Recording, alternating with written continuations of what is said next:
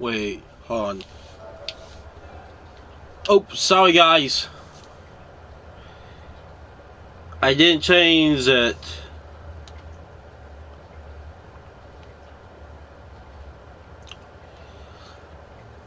Can I change it during the live?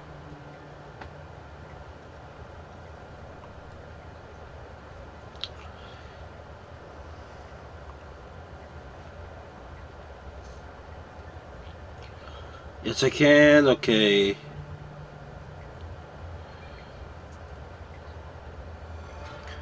There we go.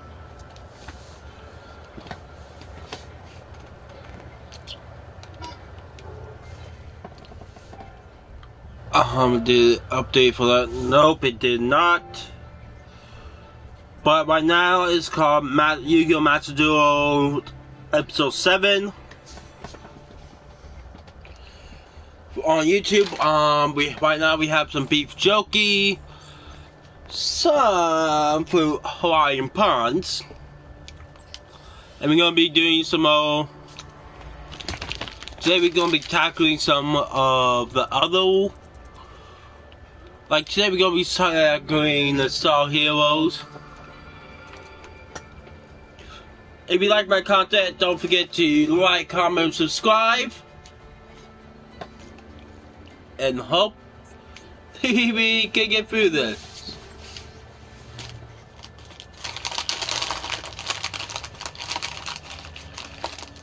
Chosen by the world legacy.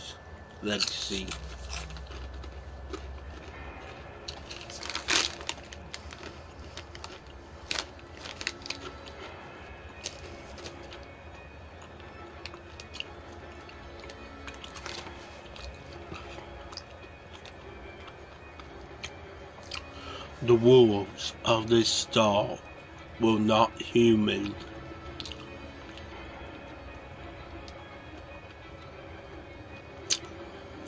That world was ruled by 7 mechanical life forms, known as the Mech Knights.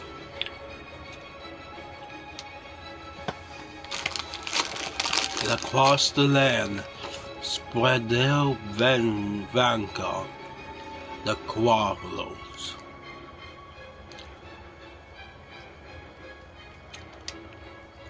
Those Quarrels tend to swarm and destroy all human-made structures in their path.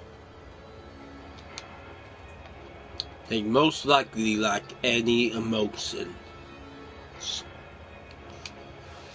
Helpless before those ruthless machines, mankind had no choice but to live in hiding.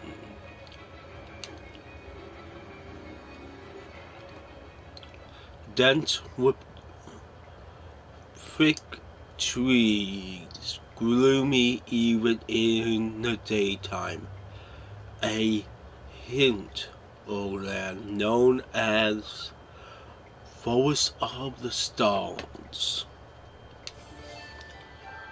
Therein lay a hidden village where humans lived inconspicuously.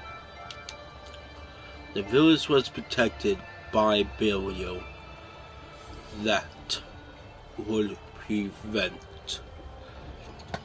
intruders from invading or even discovering it.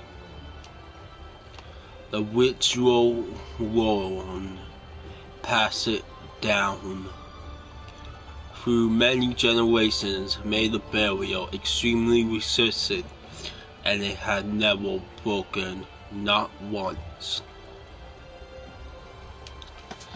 But even so, the villagers were suffocated by little anxieties day after day, not knowing when the great threat would come back, knocking at their doorstep. From within the suffocating unease of the village, there were still those determined to fend off the quarrels. A wound and Yugioh.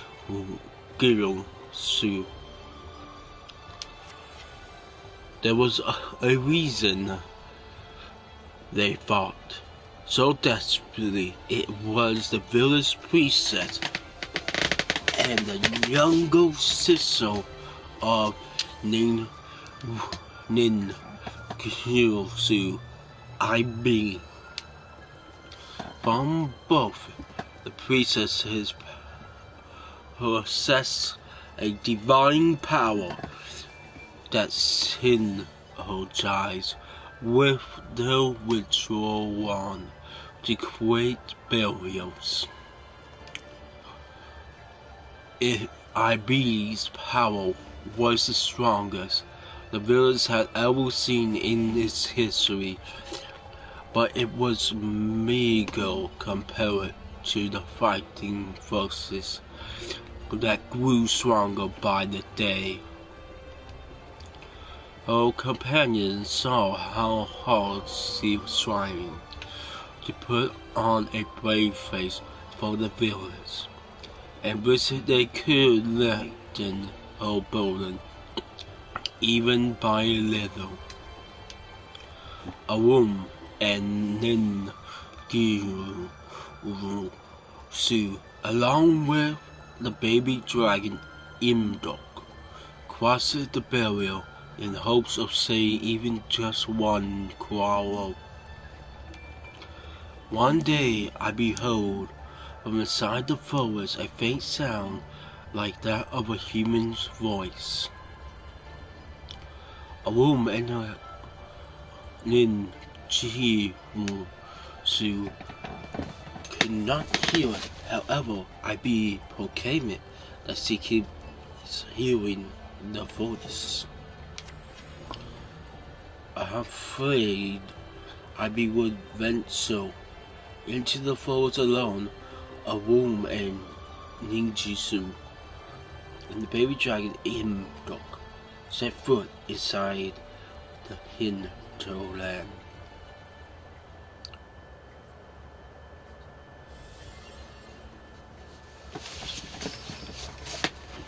We'll tell this god dragon.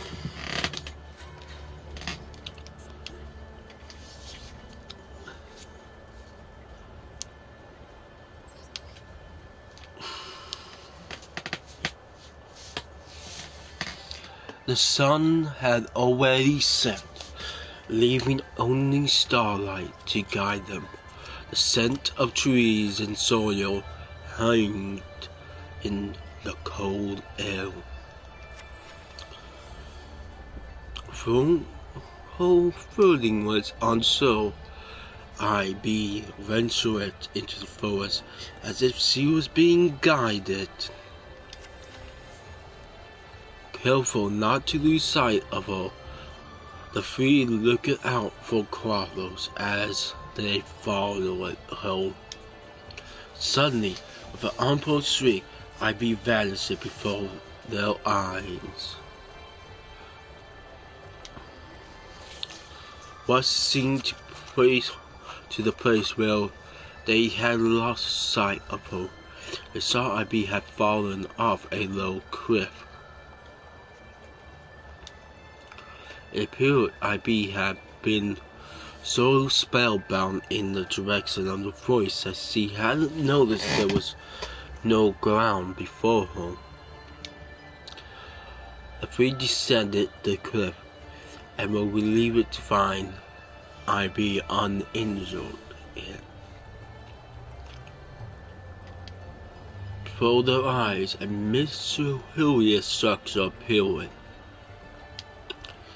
If it had been there before, they would have noticed it, but as if the structure had been there for hundreds of years, it was ensconced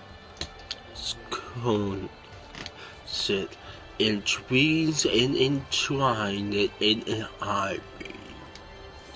They nosily approached the building. The one I beheld in her hand glowed, and the building started to rumble as if in response. A mighty light radiated from the building, blowing aside the trees and cloaking everything in blinding light. Even with their eyelids closed, the light pierced mercilessly through. When they finally opened their eyes, I felt it further in the air before them. The fairy spoke to them, to the starlit party. I am Lee, the world childless fairy, a spirit that had been sealed inside the building that released it. The bright light known as the World Legacy, World Childless. In previous times, it was her duty to guide mankind, but was obstructed by the Mechanites. For many years, she has been waiting for a world hero capable of activating the World Challenge. And that they are those world heroes. Please lend me your strength and gather the scarlet starlight and save the world from the great darkness. She spoke. Through bewildering it by Lee's story of Oram, and the crew were moved by her illness and decided to lend a hand.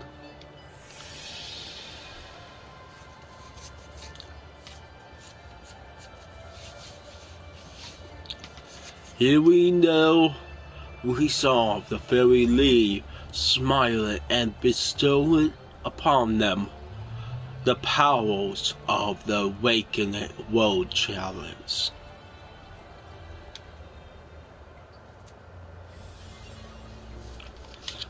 Okay, now we get past a duel scenario, duel, go.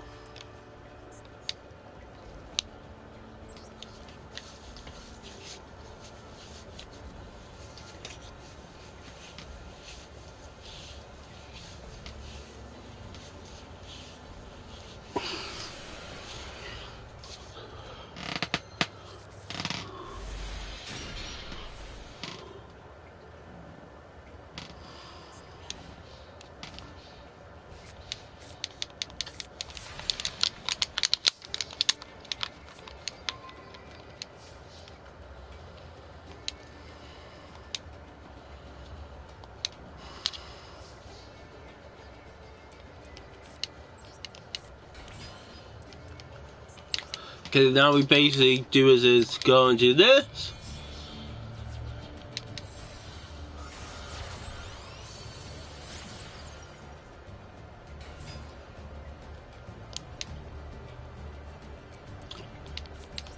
Now we summon this. Now we go into this.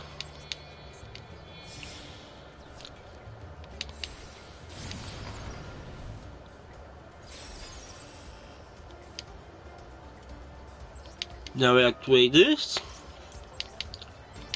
Basically get that and we can attack it directly.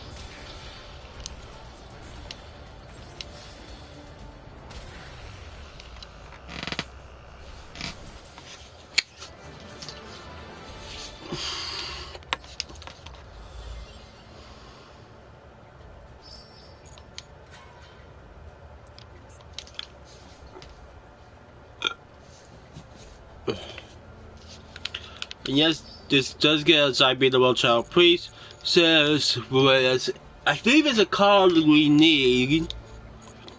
I'm checking right now.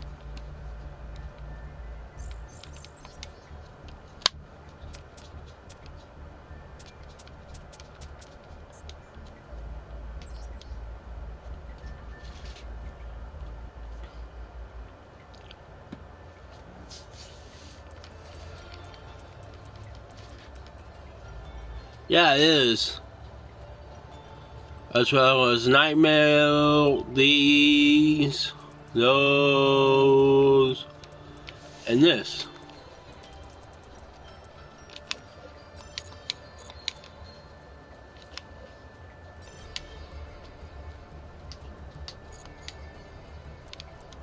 Okay, what structure that contains that? Wait, is it the starting deck?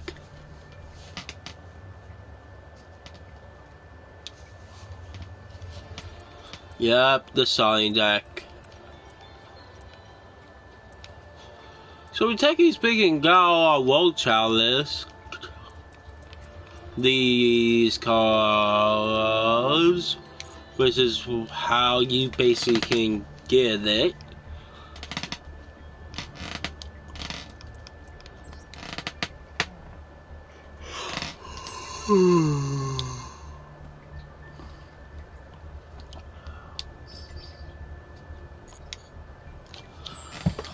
Before stream, I was playing some Souls 2, not Souls 1.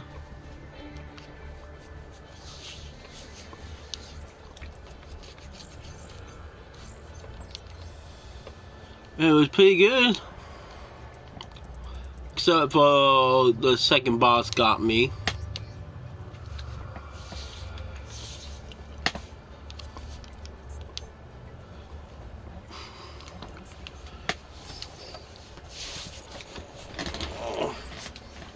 We're gonna be using the world chalices, little deck.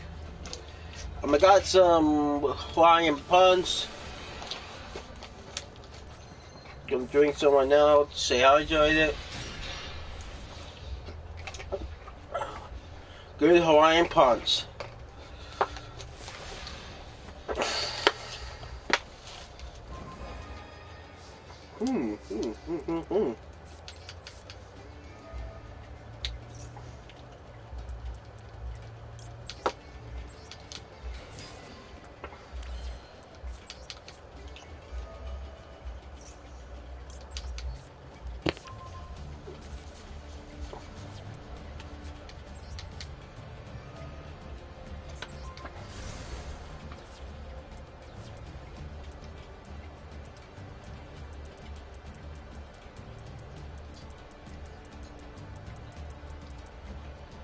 Okay. Now they're already recording the hand. I mean, not hand, the deck.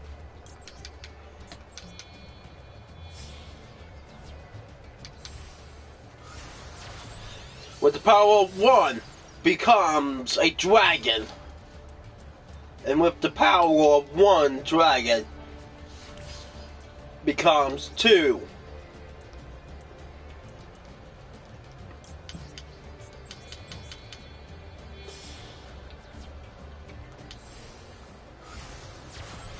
Becomes 1 hero, a blade master.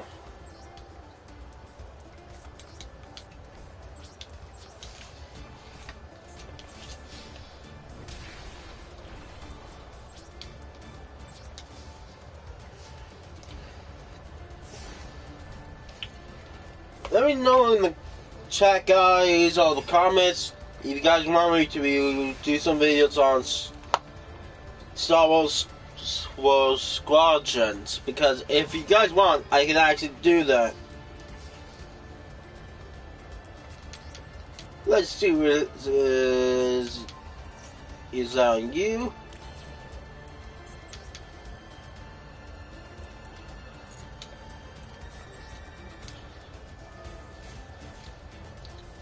Let's get you out.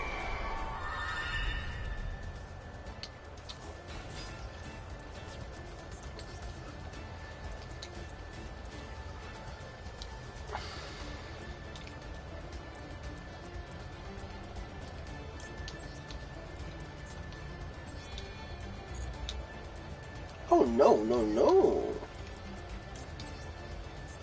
We be using 2 to become 3.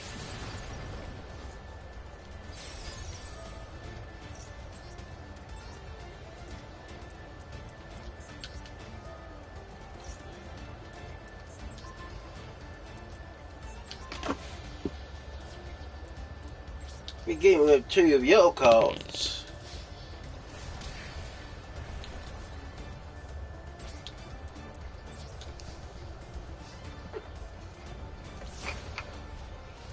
Now, Missy.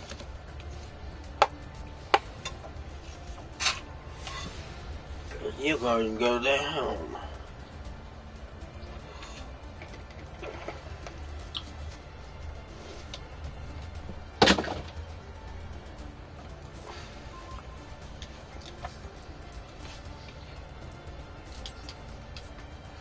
My little friend's gonna help.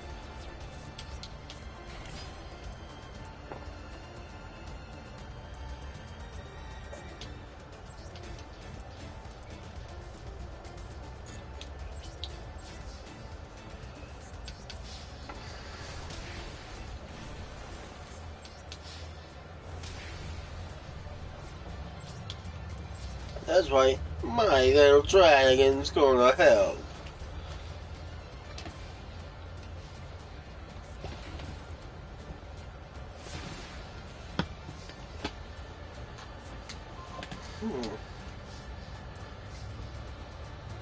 You know what, my dragon's feeling a little bit lonely.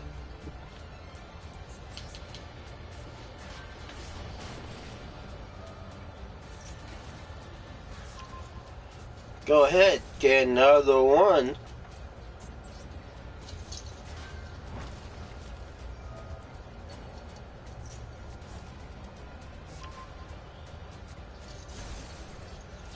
All you're gonna do is get the dragon to finish you off.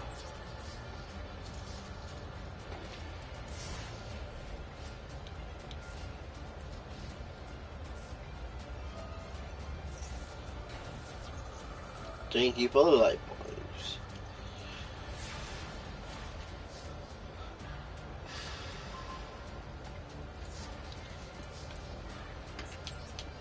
Let's destroy you and you.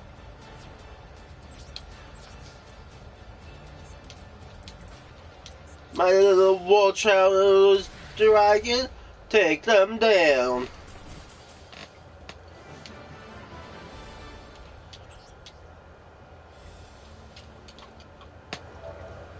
Oh yeah, I still say 6 from episode 6 for me. I forgot.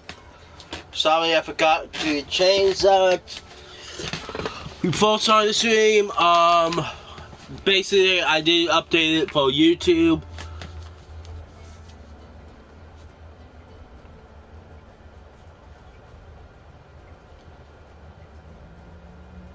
So now it says episode 7 on YouTube. So now it says.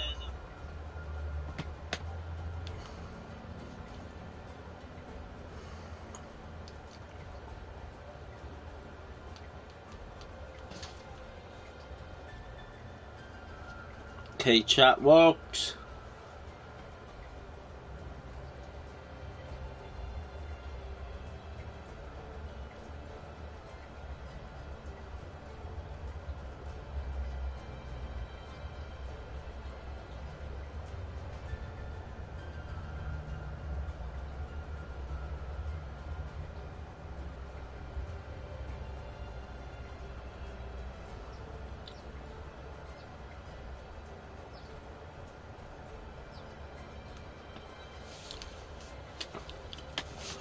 Okay, time for some scenarios. We get more like discovery.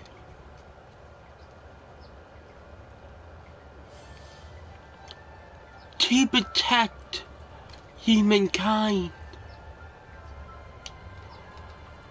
Accepting Lee's own this versus a woman and the group promised to help her. Accompanied by Lee, the group set off to return to the village, but they encountered several crawlers who blocked their way. Arum, Yugioh, and Induk stood before the crawlers with their new slave coursing through their bodies, and they stood between the monsters and what they set out to protect. Tension hung heavy in the air. A cold sweat dripping from Arum's chin and dampened the forest soil. As the great tension increased, the party suddenly seized upon their foe, lunging towards the exoskeleton of the crawlers. I see here, it was those mechanized crawlers and something else. Not world challenges, but something else.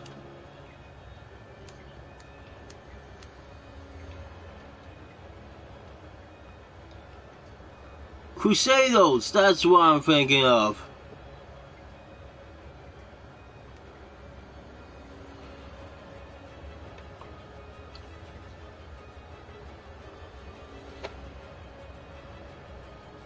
Crusadia.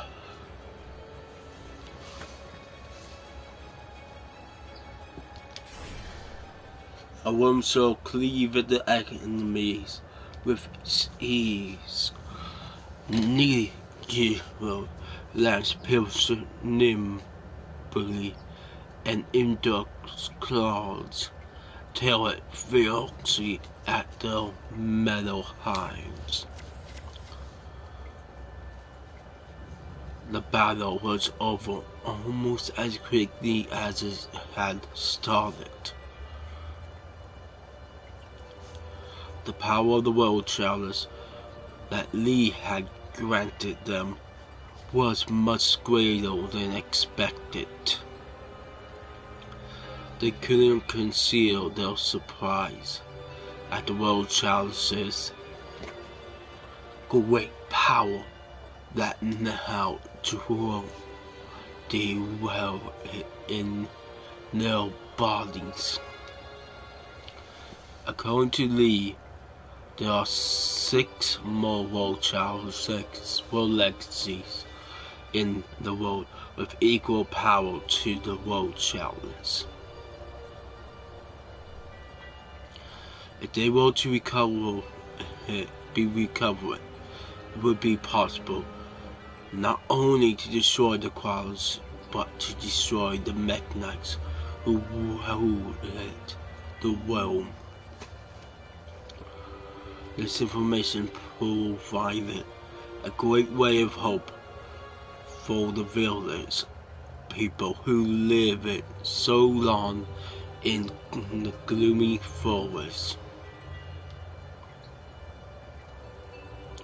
Following Lee's words and the guidance of the world challenge, the young folks of the forest of the stars set out on a journey to seek the next world legacy.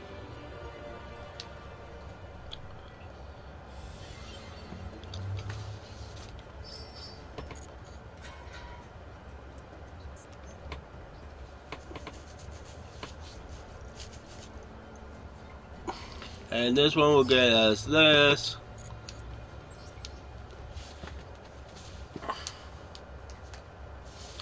Welcome to stream.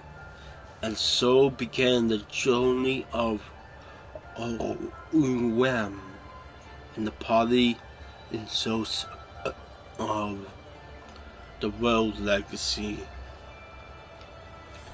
Although the party was on a mission to save the world, as the first time in the outside world, Everything they saw and heard felt fresh and vivid and vibrant. No matter how many quarrels would appear, Rum and his friends would fight them off, and they did so for several days.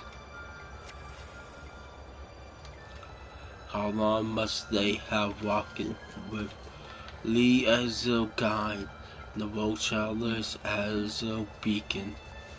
A humid wind caresses their cheeks. Before the party lays a vast swamp. A great artifact was submerged in the muddy exposed. The giant armor lay in the bog was one of the express purpose of this trip. The world legacy known as the world armor. However, they found more than just the world armor there. Not only the surface of the armor, but on the inside, dark figures squirmed. Like ants on the corpse of a dead insect, crawled swarming on the world armor.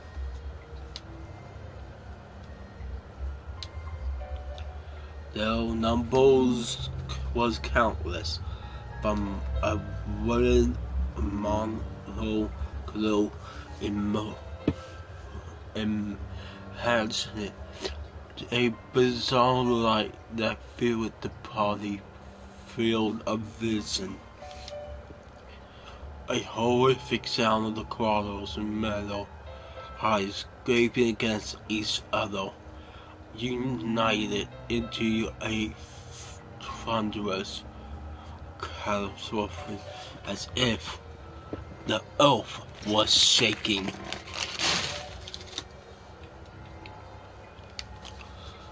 Standing before the three were superior specimens, possessing power far greater than the quarrels that had crossed their path previously. Witnessing the overwhelming strike, the party decided it was reckless to try and break through from the front. On Lee's suggestion, the three friends dared not engage, and instead headed for the world armor.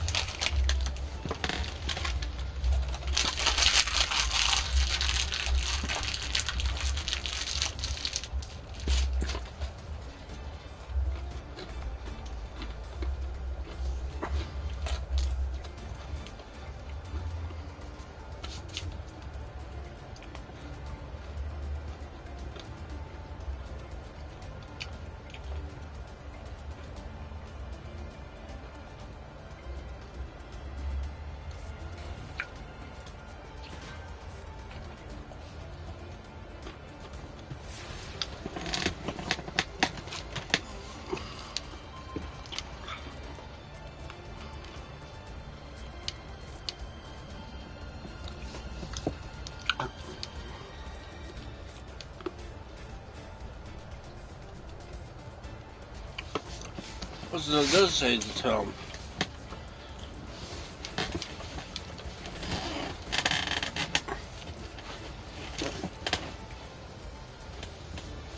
Don't worry, guys. I got a plan.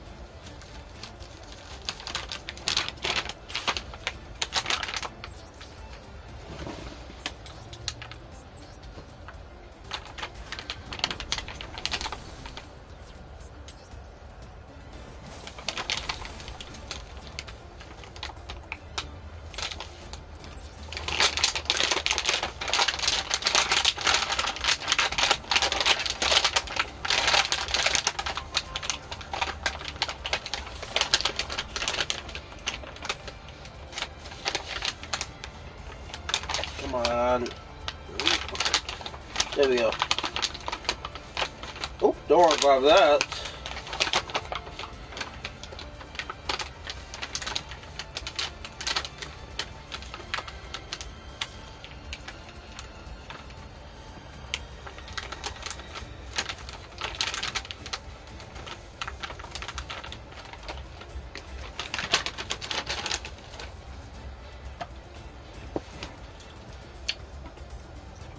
No, Big Donkey's pretty good.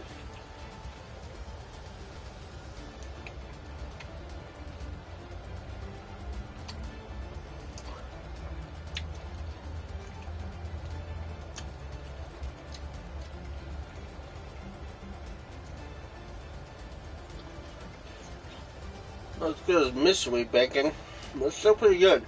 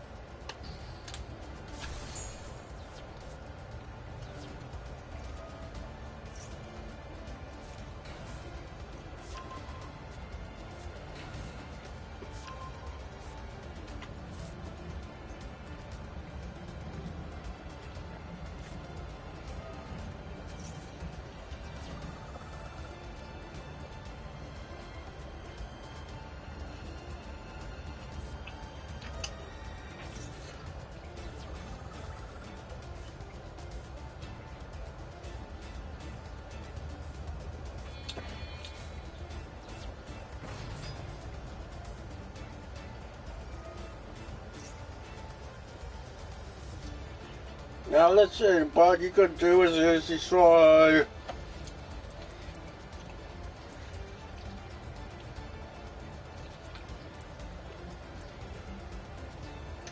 the big one. Oh, he's destroying the big one.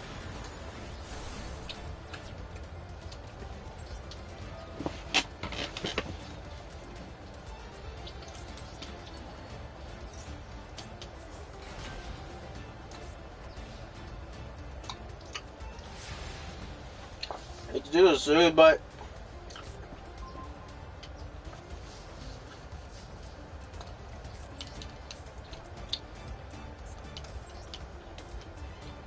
he's attacking the big one. The big one's gonna come back.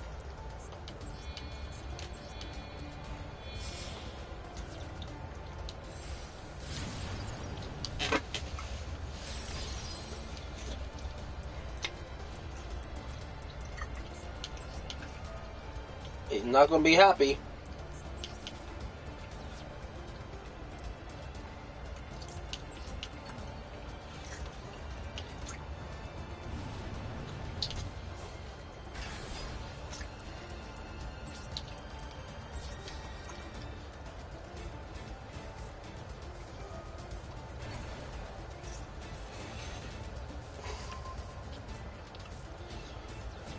Go on, attack. Just know you're gonna fall for something. It could be a trap. Could not be a trap. But you don't know that.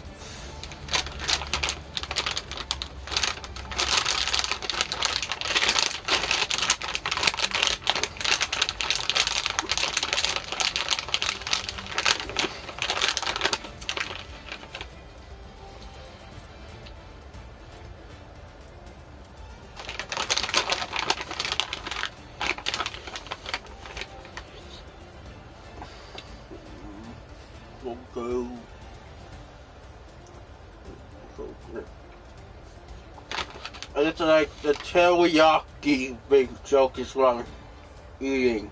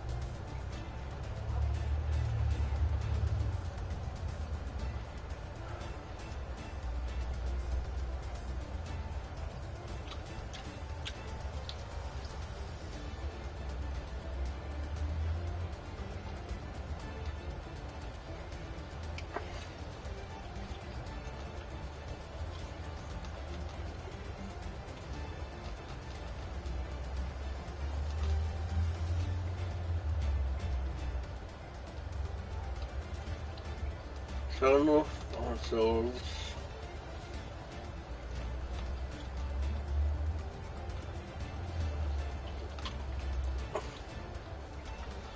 Man, I just take it a while.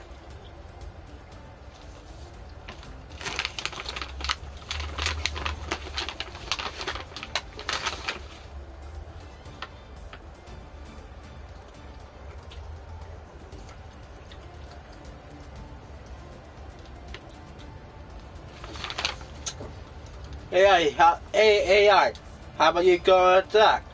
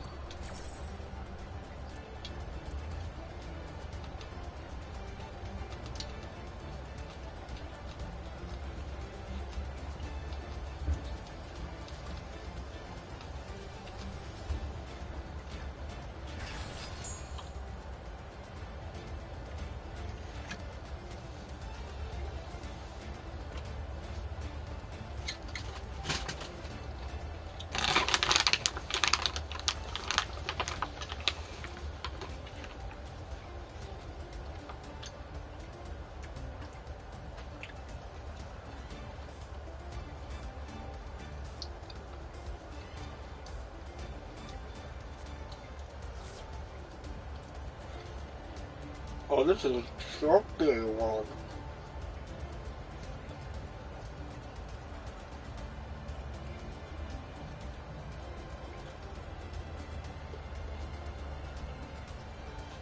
That was a pretty good beef jerky.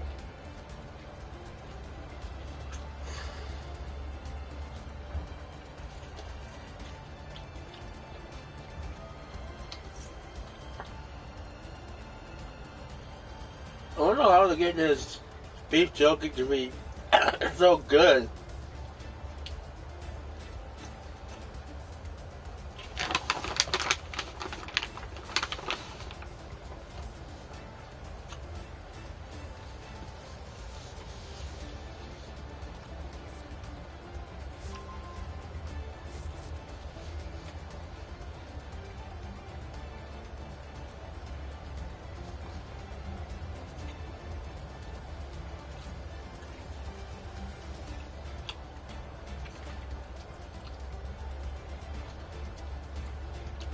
Okay.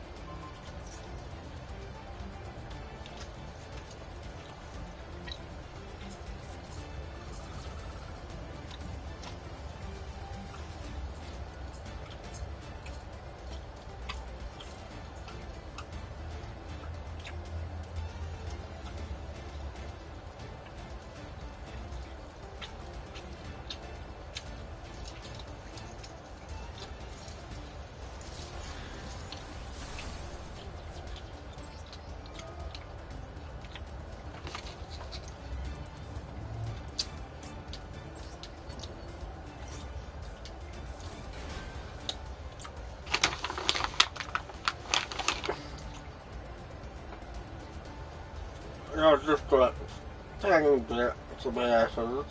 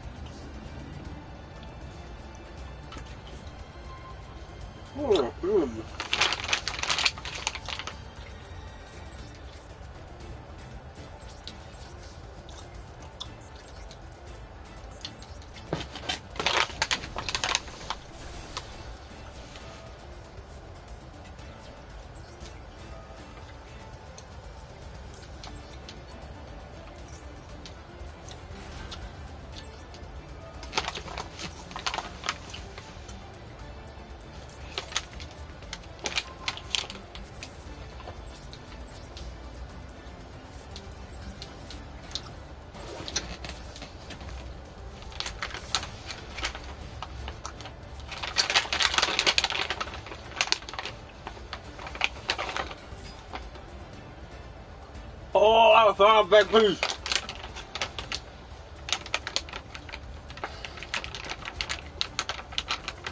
Not yet.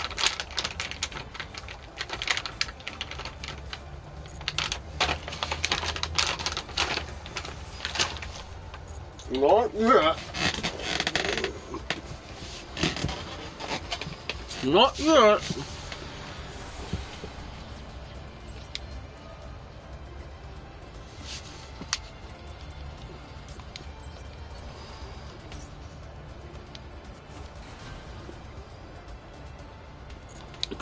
Not yet.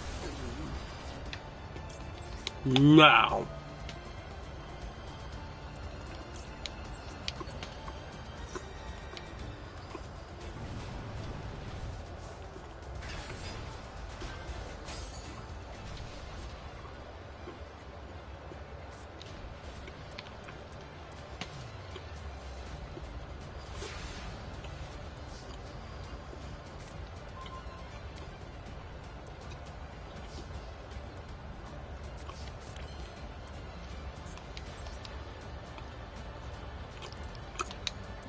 I think it's time.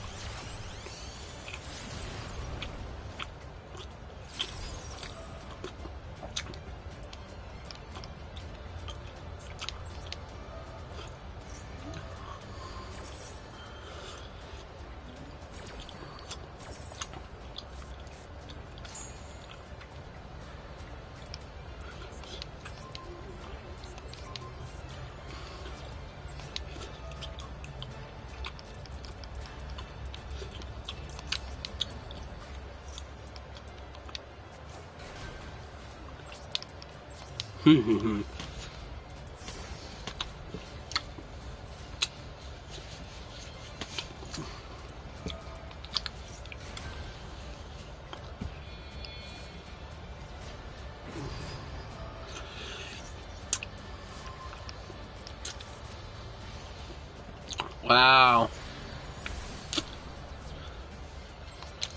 You know, I can just go back, right?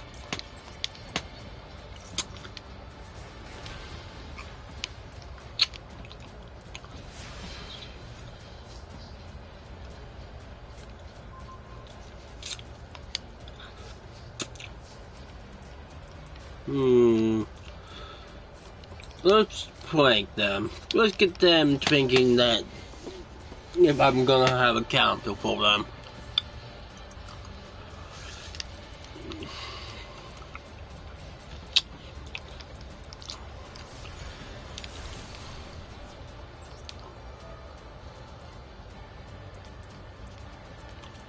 You know what? I'm gonna bring back one that has the least amount, just so I can use it later on.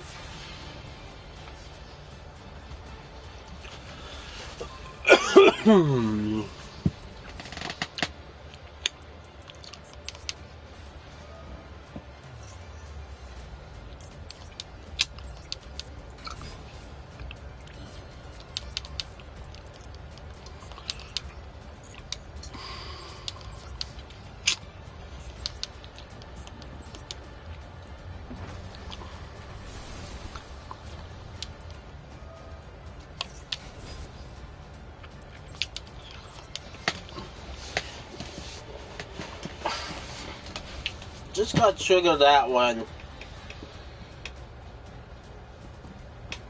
to effect.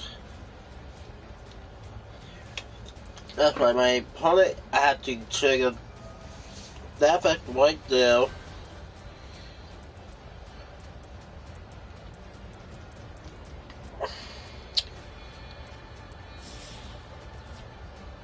How about to tell with the covers?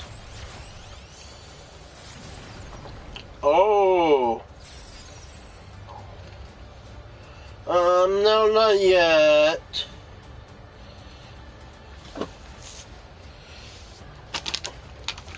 Just one more beef jerky.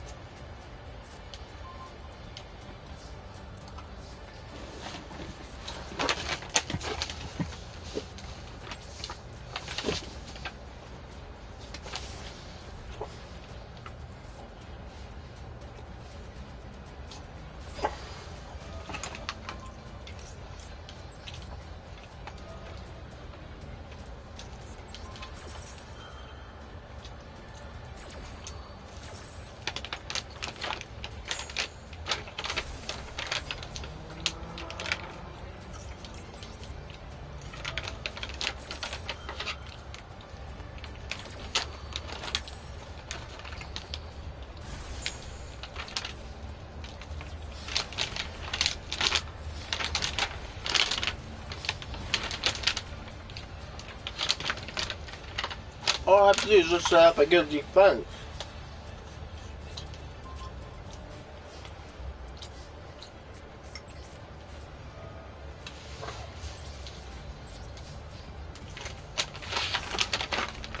Because they don't have anything that can basically deal enough damage on this on this stone.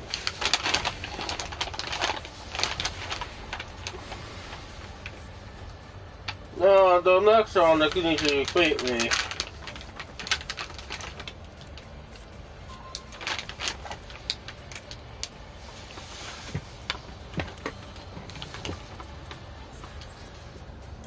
I can also activate this.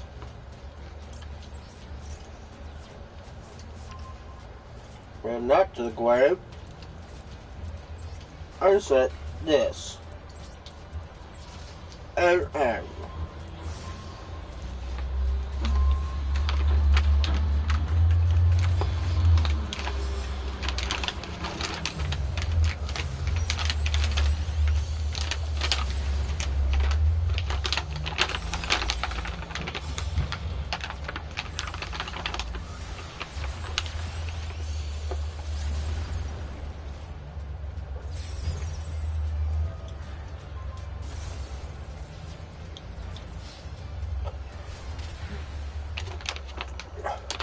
Okay.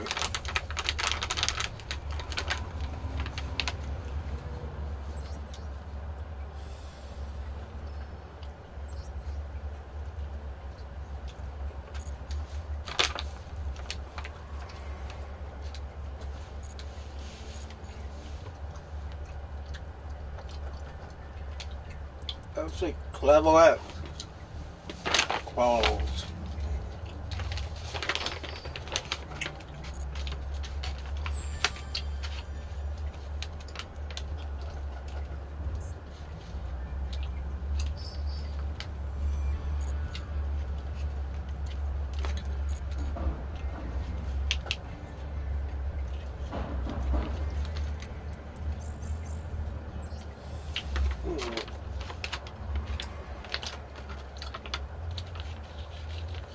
If Jack Lyons basically responds to me, I'll be pretty damn happy because, hey, beef jerky, beef jerky.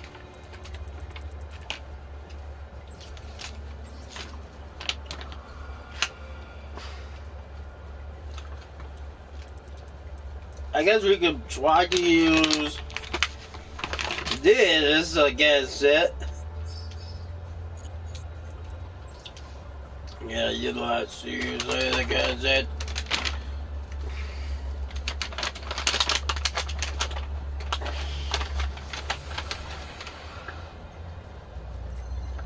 And I've been doing this for a bag. Just kidding.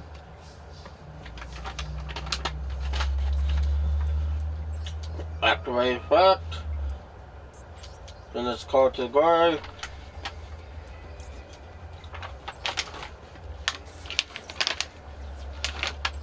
Special summon Dark Magician.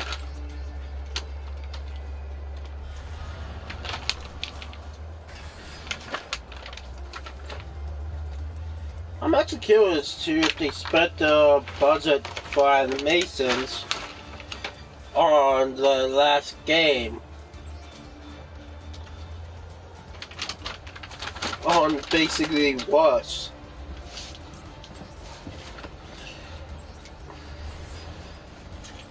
Could that be like, wait, what kind of feeling? But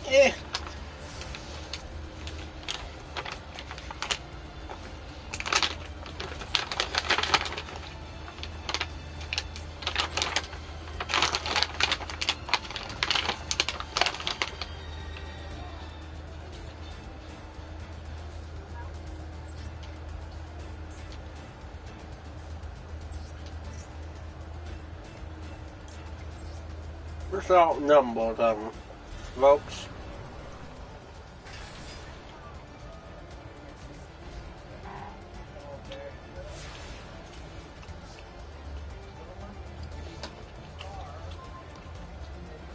Let's take out the back wall.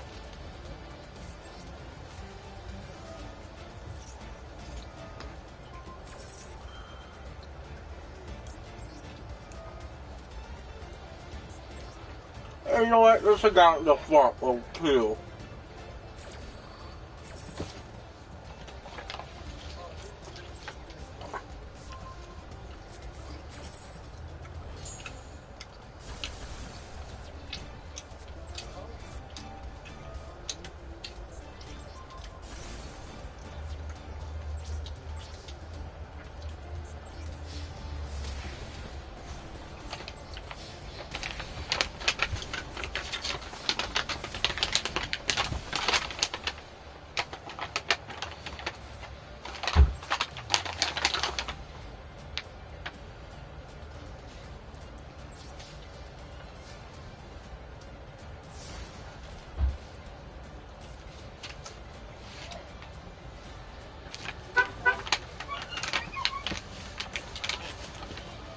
let's activate you.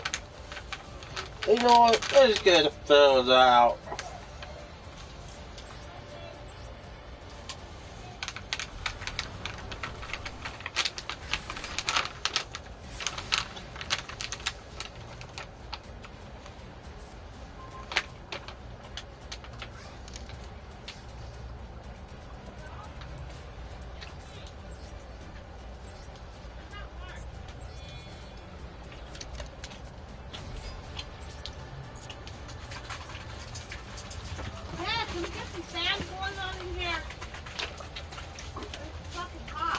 I'm live. What? I'm live. Hot. Hi, hot. I'm a goose suit. That's what people wear.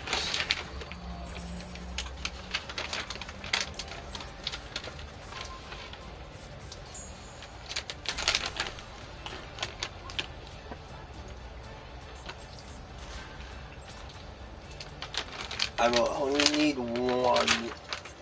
That one will be my Dark Magician girl.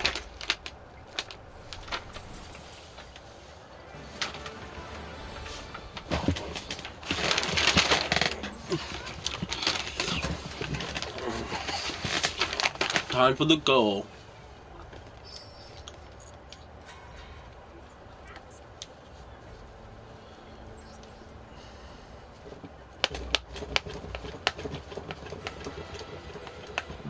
With the world armor in front of them, a Worms party became blocked by a swarm of Qualos. No matter how many monsters they defeat, a new swarm of Qualos capturing the debris of the fallen. Now divided, the party struggles with seemingly endless battle had whittled the party's strength down to almost nothing. They were unable to advance, but retreating wasn't an option either. They had no choice but to fight until all the strength was gone. Just then, a room in the party were about to collapse. They called out to them. By defeating the superior X-Quadro, you should be able to halt the movement of the other Quadros.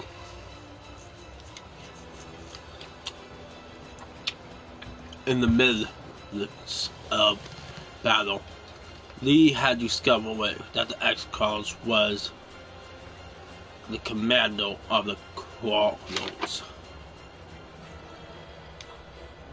Trusting Lee's insight, the party pierced it through the seas and closed it in on the X-Quadro. The X-Quadro resisted fiercely, but they channeled the last of the strength to defeat it. Just then, Commander collapsed. The swarm of Quadros surrounded the party, suddenly stopped it moving. Greatly wounded, a room in the party finally arrived under the world armor, but there were more than just Quadros there. 7 colors of light suddenly shone down from the heavens. There they appeared with the 7 knights.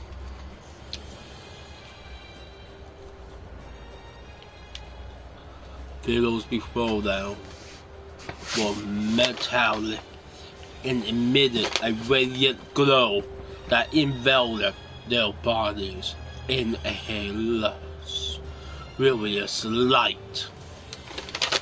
The Mech Knights, who ruled over mankind and all of the worlds, had now descended to this very place. Arum and his friends found it difficult to describe the figure with moral wounds, and could only stand frozen in their otherworldly presence.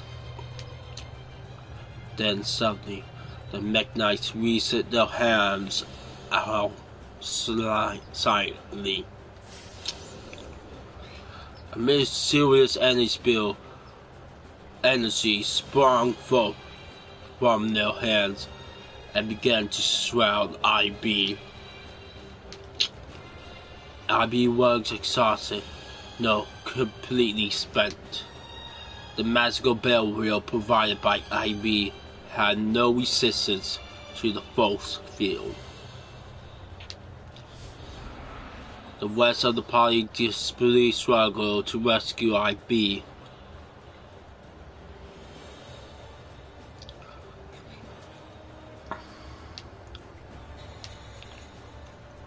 However, with same light on which they appeared, IB and the 7 knights vanished without a trace. Lee cautioned of the danger if IB one was stolen and the other world legacies fell into the wrong hands. Awum and his comrades set out to rescue IB and recover the next world legacy.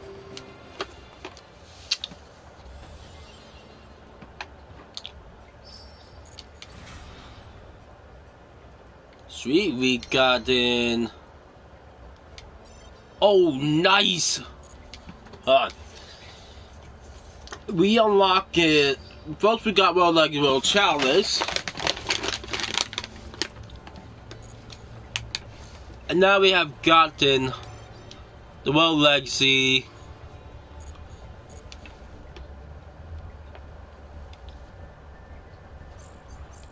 Hold on. Not solo. We have gotten the World Legacy secret pack. This is this. Which contains Spectrum Supreme,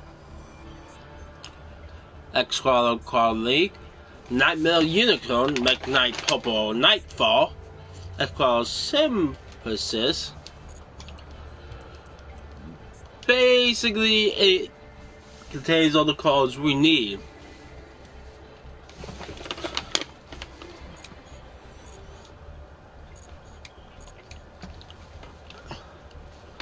And trust me guys, when I get that deck, I'm gonna freaking use it to the fullest. I'm gonna freaking use it against anyone I could. I can. It's gonna be my main deck. Now let's see here.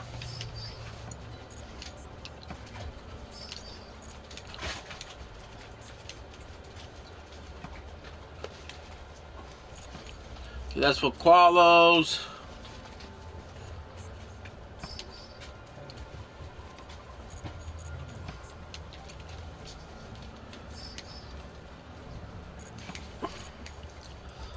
Let's unlock these zones. Gates.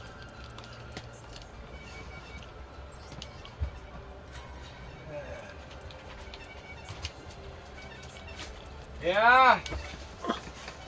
Where you at now? She's in her room. Here.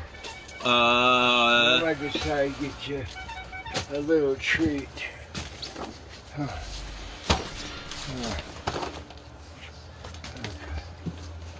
me go see.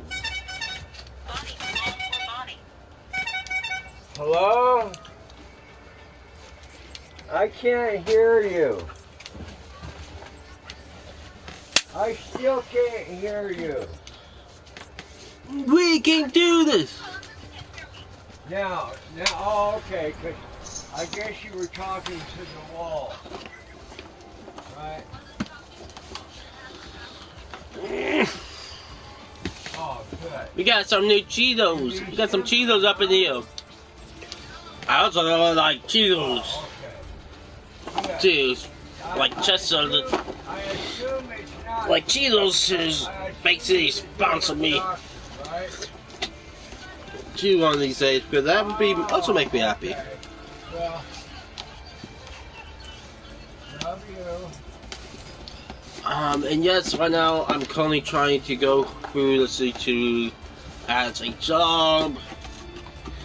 But right now, due to my views and subs are low,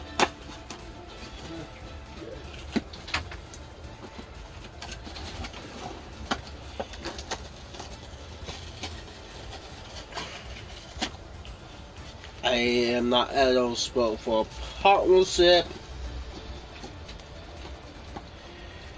Bonnie.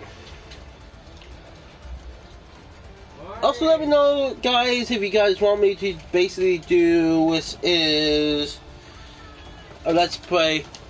Can you believe somebody stuck that one product in a higher price area? Huh? On YouTube Boat Simulator, because I know I'm pretty good at that game. I mean, they act like Walmart's going broke, which it ain't. There's a lot of shoplifters. Take it Ooh, out. Double Summon. Feel better. Oh, a volcano Thank you for running me over Velo. there. Royal Gemini. Are we facing a royal deck? Please tell me we're facing a royal deck.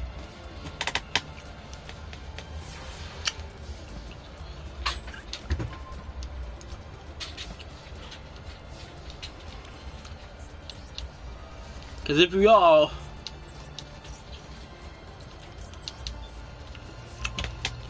it's sweet.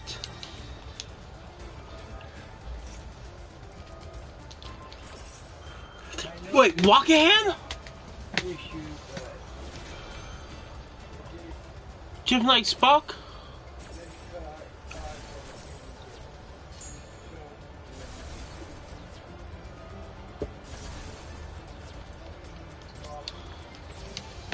Nice! It's a Gemini Warrior deck!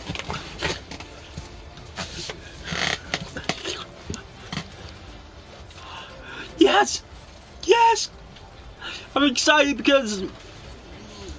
Oh! They just took my Dark Magician!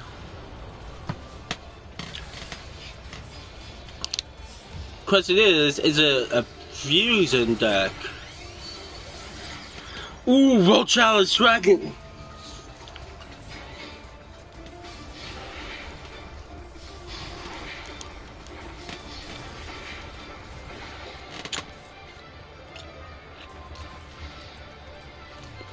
Moonmeal Sealed. Let's see what we get.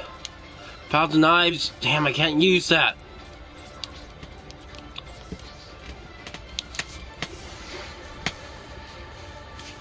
Let's see here.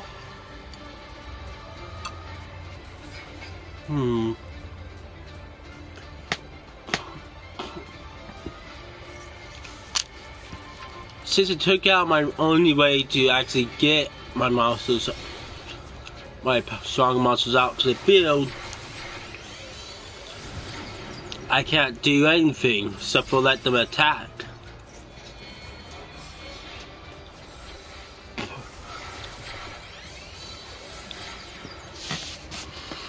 And let me guess, they're gonna go and link summit and then take me out. That's the hand out of you, right back. Let's get right back. Yep.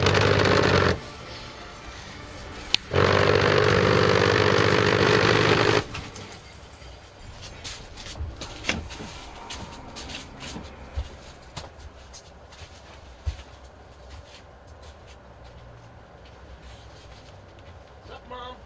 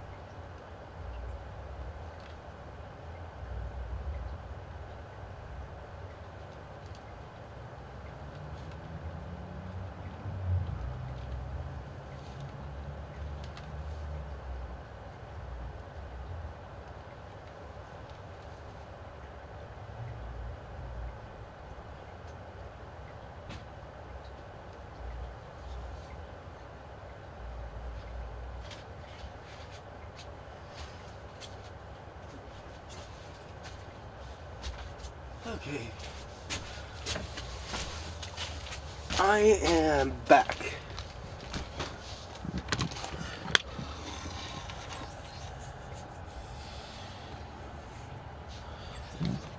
I'm gonna check to see if I got any other decks I can use against it.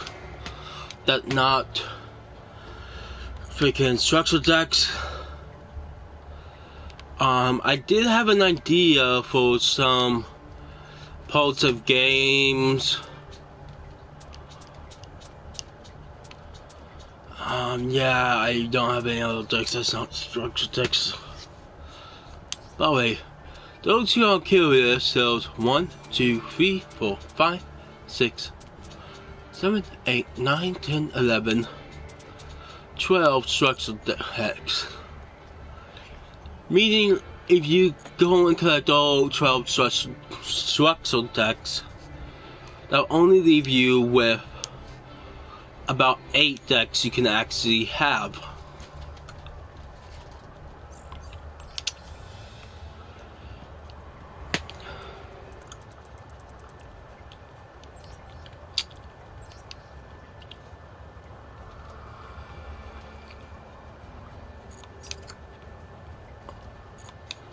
Create it. So yeah.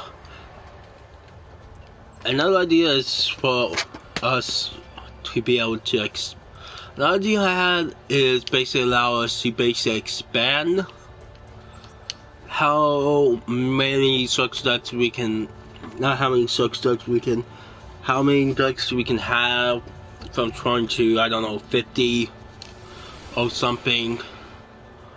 But basically, one of my ideas was basically to port some of the Yu-Gi-Oh games to PlayStation. And besides that, was also to basically do is to basically port, and not cloud version, but actually port World of Warcraft to PlayStation, as well as update and update the controls and graphics of tons of video games from PlayStation 2 and PlayStation 3, and launch them for PlayStation 4 and probably PlayStation 5. For example, a lot of the Western Clank games, because as far as I know, we didn't have that many Western Clank games that are open world. What I mean by this, the only Western Clank game that I remember that was open world was a Crack in Time, where you can explore the universe as well as different planets freely, while also being able to still do your main tasks.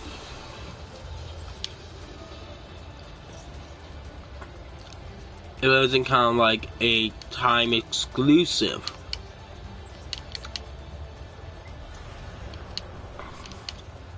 Or anything, or limited. And it gave a really good story because it was open world.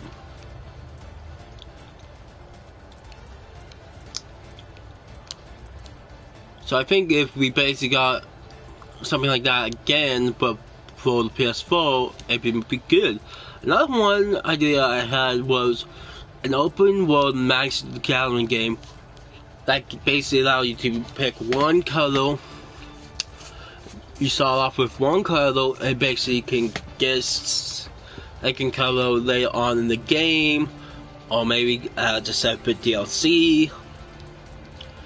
And basically what would happen is basically it would have character creation, character customization, and basically, yeah, one color till a certain point, and then you get to pick another color, or as a separate DLC, how you get to use 2 colors instead of 1, and it'd be open world. Another idea was put some of the Yu-Gi-Oh games to the PlayStation. Example being Yu-Gi-Oh! What's Duel, because Well, that'd be kind of cool to have Yugioh was still on the PlayStation systems. Besides that, nothing much.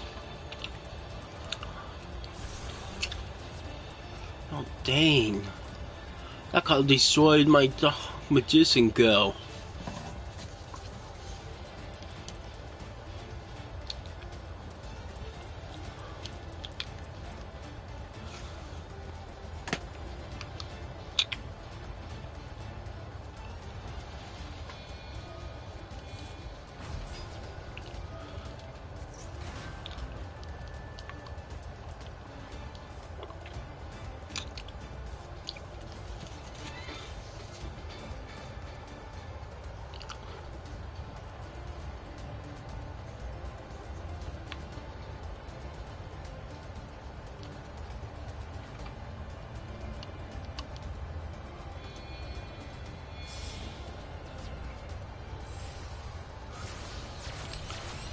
Okay, they're going into Link Summon. I'll be the world challenge.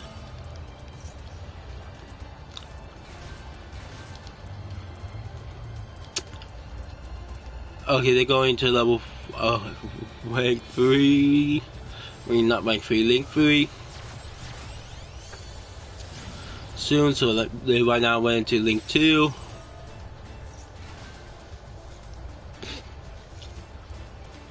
Then we got Link 3. See, Link 1. Yep, they're going for Link 3.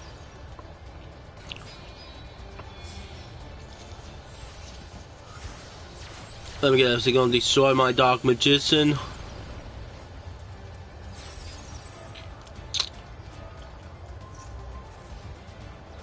Yep, they did. Yep, destroy Dark Magician.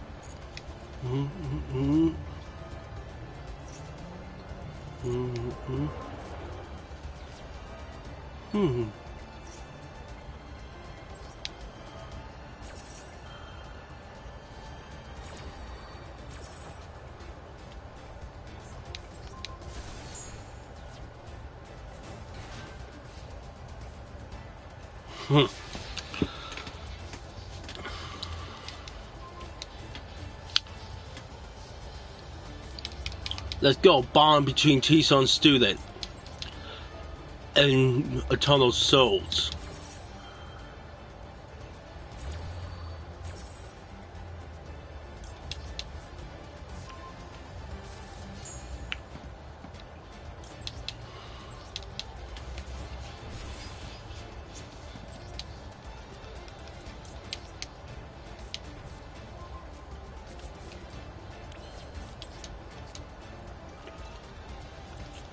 Destroy that card. Not yet. Activate you. Banish you two. You know what? Let's get a second Eternal Souls just in case. Set you. Set you.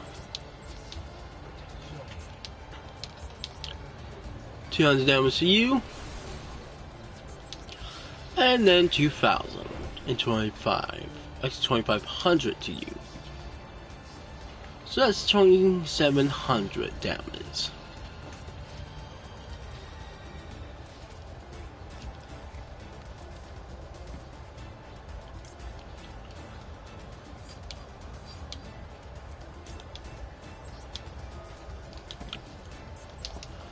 And let's not activate that and just add this to my hand.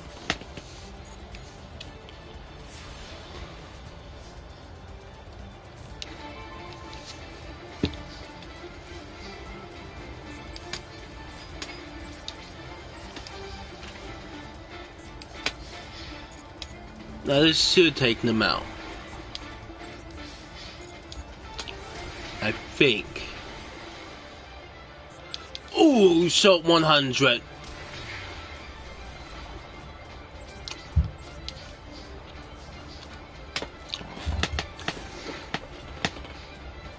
I was short by 100 points.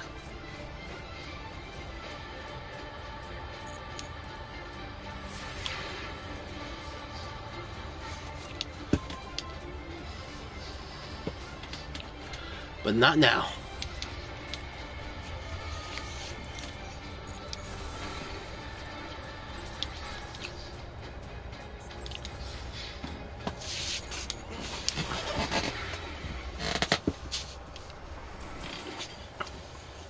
Let me see. Here, what else?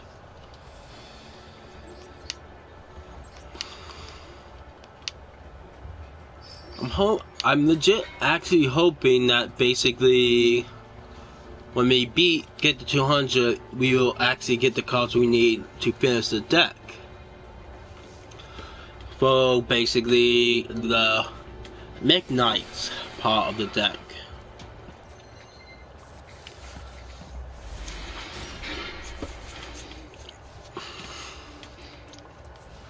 Okay, I can basically sacrifice that to get that, then to get that to field. Ooh, 1,000 knives. Activate you. Send this card to the grave with a Dark Magician. But summon the Dark Magician. Now we can do is a special summon you by sending you to the grave. And get a Dark Magician to the hand. Now we can sacrifice that to get a Dark Magician go out to the field, and that beats both 500 damage. Over half of his life points. And yes, we're still rocking the Black Lancer Sozo icon.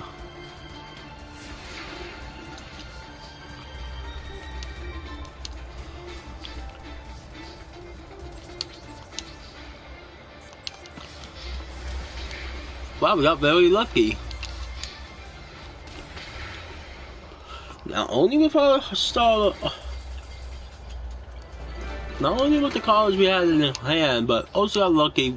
Well, what we drew.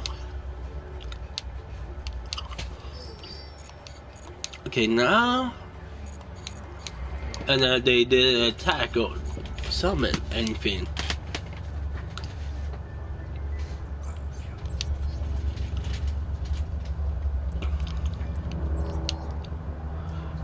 Because they couldn't have used Mech Knights. Because if they did, they could have basically gotten something out to the field. With ease. Some drags. Okay. We gotten some Mech Knights. Let me see our cards. From that pack.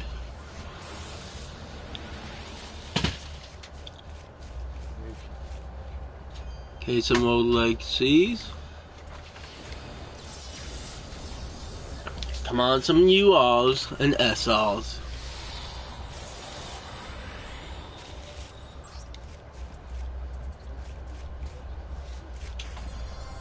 Nightmare Unicorn. Sweet, that's one of the cards we need for the Exo deck. Okay, then go blue beforehand. Okay. We do need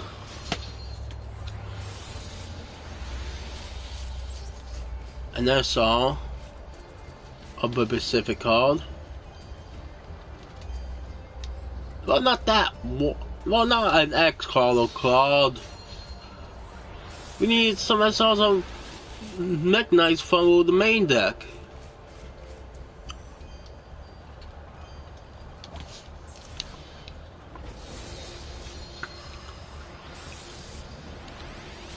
That's all it's gonna be in this. Call it. Oh, wait, what color is this? Nightmare Corruptor, I believe. Okay.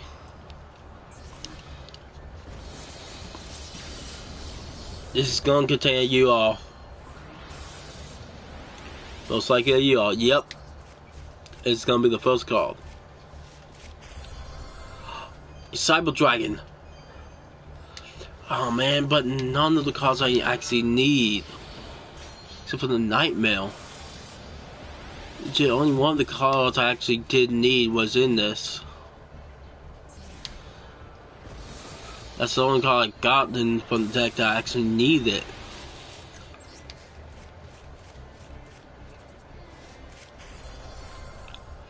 Sweet, some more Nightmares.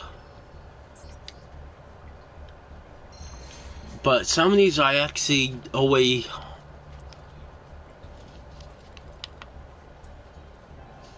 I took a screenshot because look at how many copies of Wildlands we freaking got. 5 freaking copies.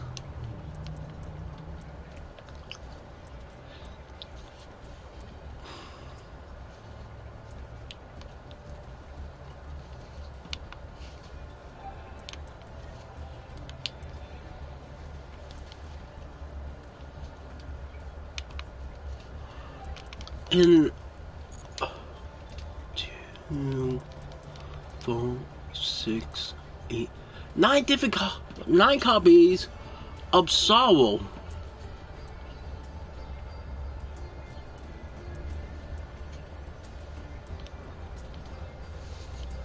Jeez, Louise. So with the collection of the cards we just got,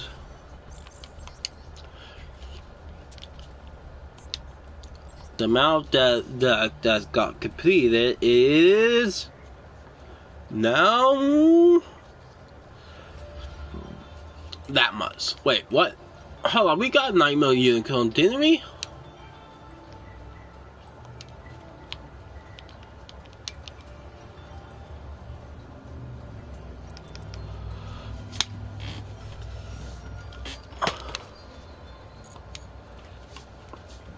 We did, but it's a freaking floss. Don't worry, I'll switch it out later.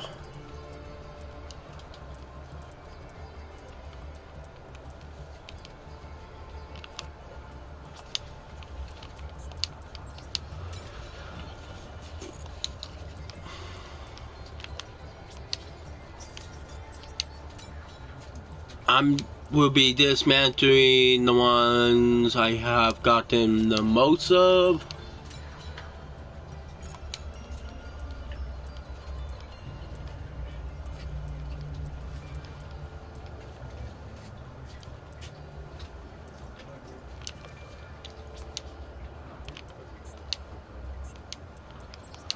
Like duplicate copies of, since I can't use them.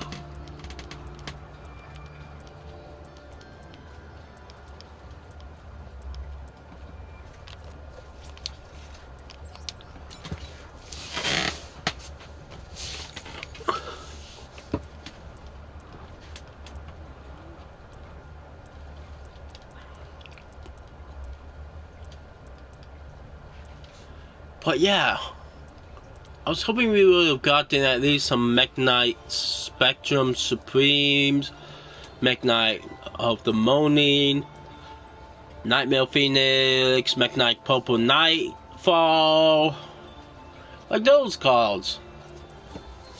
As well as some top Logic Bomber Dragons.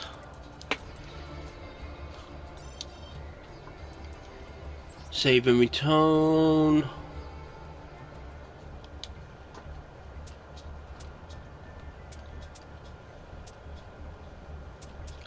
Mainly because we could have used those.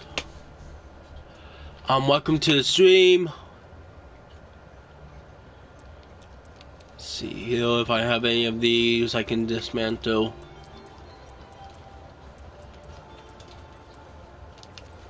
One of them I can dismantle.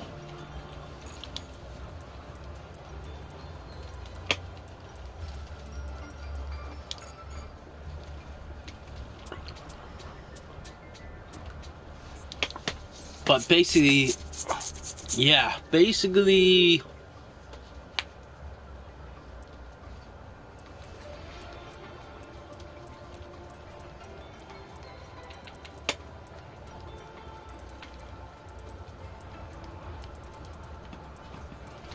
yeah, I guess for now we gotta deal with using the Dark Magician deck for a while.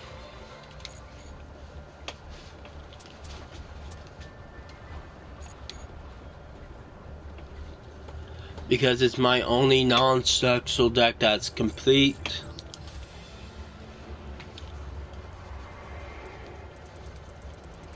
And well, yeah, since it's my only non-structural deck that is fully completed, it's the only one we can actually truly use.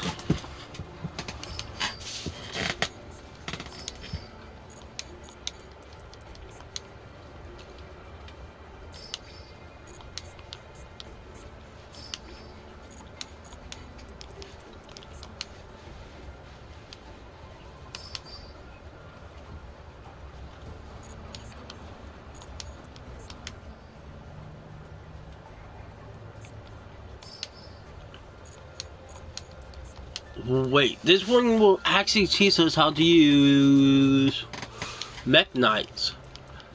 Well, I actually know how to use Mech Knights.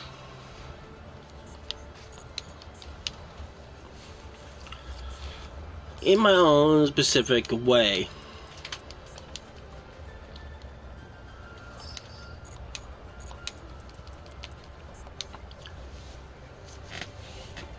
So let's do this.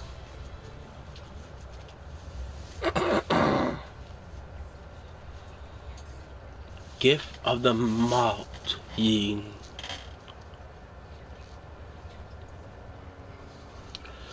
Abi was held captive. The stolen ritual wand was sealed inside the core of a Mech Knight. Blue sky. Its power source. She'd been captured forcefully, but up to this point, the Mech Knights hadn't laid a hand on her. Abi was deep in thought. The great darkness is using the quarrels to threaten humankind. What if humankind, a perception of the Mech Knights, had been wrong all along? Meanwhile, Aum and the party arrived at the base of the Mech Knights after their long quest to rescue IB. Ruins of a forgotten civilization lay before them, the husks of decayed buildings, long buried by crustal movements, barely broke the ancient oak surface. Among them, artificial forms lay untouched in pristine condition. Still, the activated world legacy so brightly, and the world legacy known as the World Lance rose sharply out of the earth. Even with the power of the World Challenge, it was a fool's errand to challenge the Mech Knights. Following these words, Horam and the group decided immediately on a sneak attack on the world shield. Before the party, a knight appeared, then another. Previously, they wouldn't have stood a chance, but now it was different. They had to rescue IB. Their determination made them fight with blood-curdling ferocity, facing danger of the Mech Knights.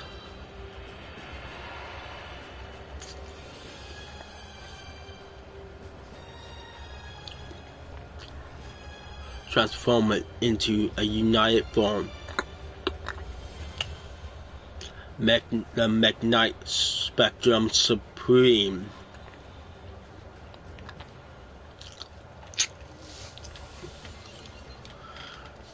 Oh, I think I could beat them.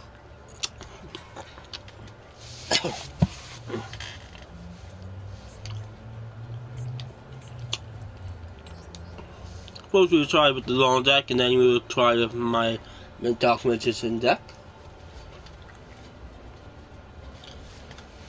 See, the point of the trick to being a Mech Knight deck is to basically barely give them any columns. The fewer columns they have, the better the chances for you.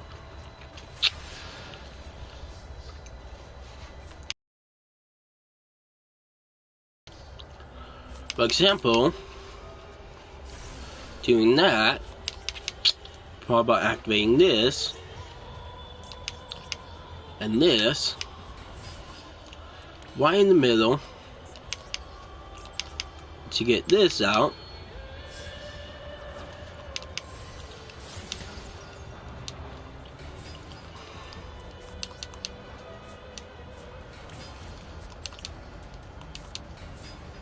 And get those out to go into this.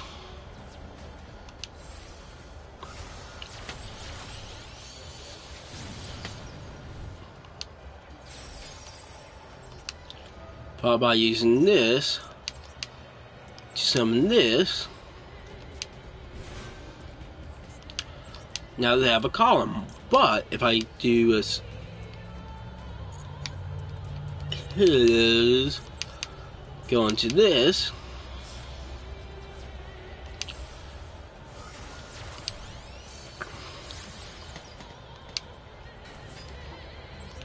and activate this,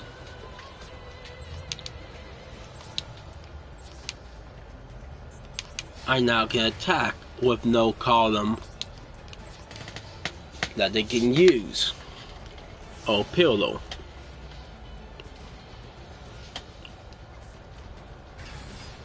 As you saw, they set up a pillar right there. Now, I won't say that was a good tactic, but they could have done something better.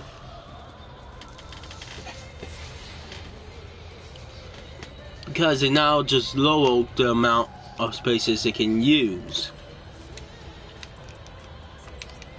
As we now can use this to banish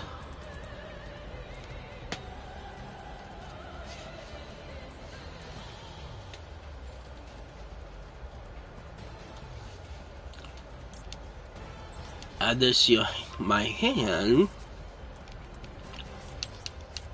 activate, select this and this,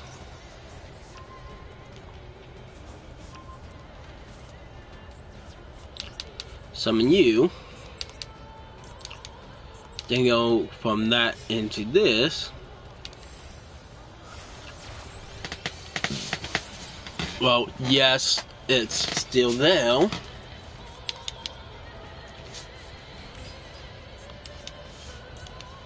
For the column, but if I put it right here, the column won't be there. And if I set this,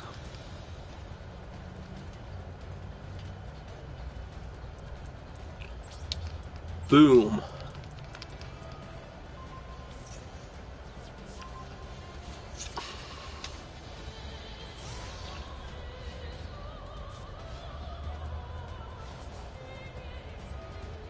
Okay, and now I can activate this, and now they'll basically lock into a standstill because they can't attack.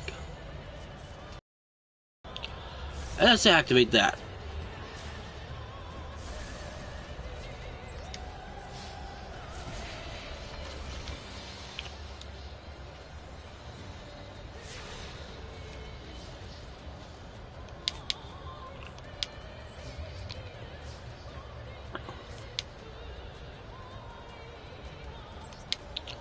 Let's normal summon you. Activate.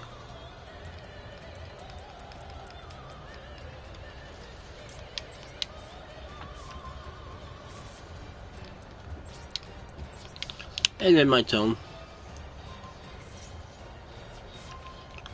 And what they're doing is using my end phase to be able to have the sacrifice, like the tribute, and be able to handle it. Okay, now let's basically show these guys what it means to face a true wielder of Mech Knights. A person who actually knows how to use it instead of an AI. Because, trust me, when I get my Mech Knight deck, you guys will basically be able to see the different play styles between me and an AI that barely knows how to use the deck properly.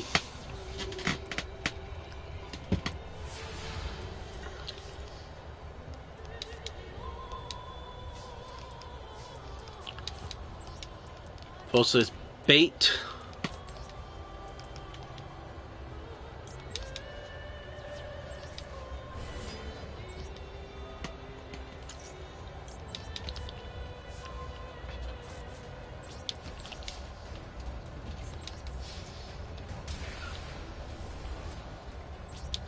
Deal damage, and then my tone. It most likely will place a card on the full on column 1. Yep. Or I was gonna say on column 1 or column 5, but they went for column 1. So now I can activate this. Let's see if we can bait them.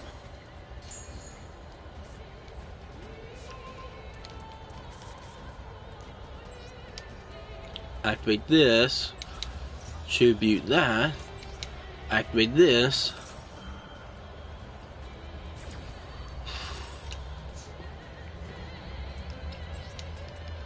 Put that right there. And get this back to my hand.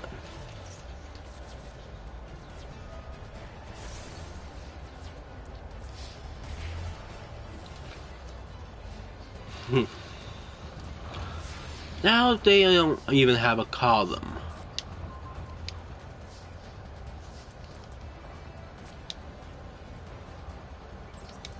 As I can now play this, activate it,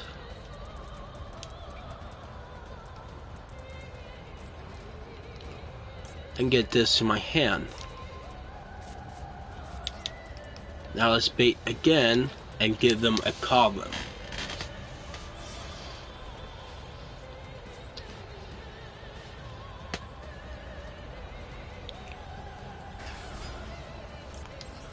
Activating this and using its effect to get a Talking Magician to the field.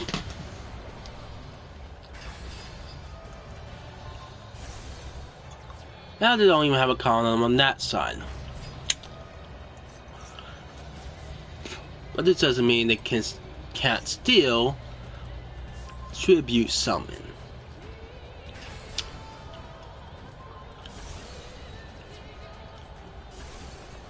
I figured they would try that.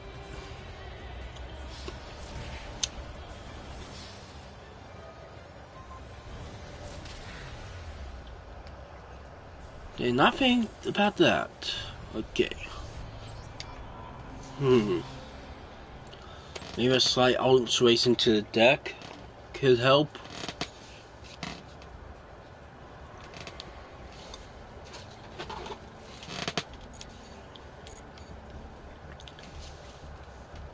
Because right now we're using a deck. Let's see, there should be only one deck left. Yeah, only one deck left. Let's create a new deck.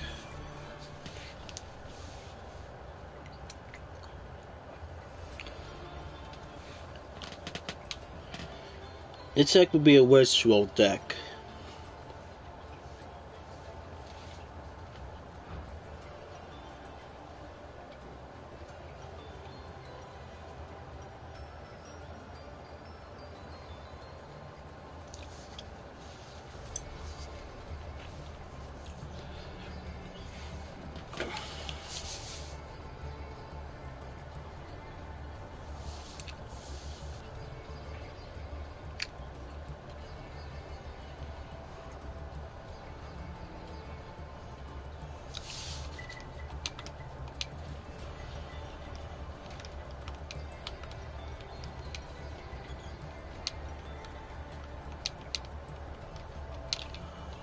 No other illusion of chaos in this.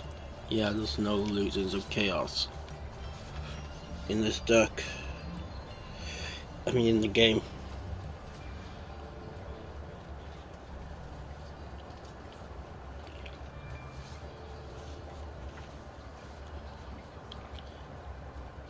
Maybe one day, but right now, it's not in the game.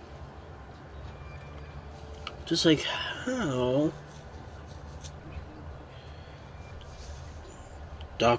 the other chaos card, well, Dark Magician is in the game. Which, by the way, that chaos card is literally Magician of Black Chaos Max.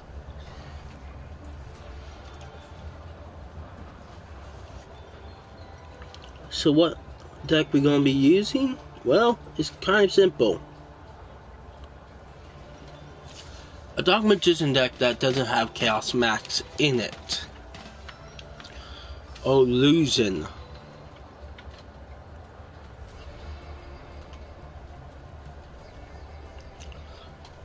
And due to the ban list, we can't have a specific Red Ice card in it. But this does not mean we can't basically mess around with the deck.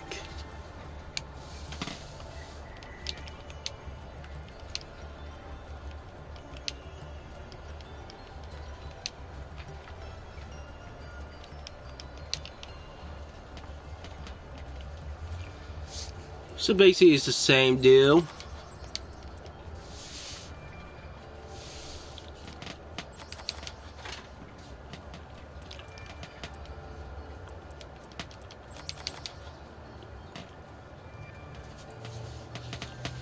Now, there's only one problem.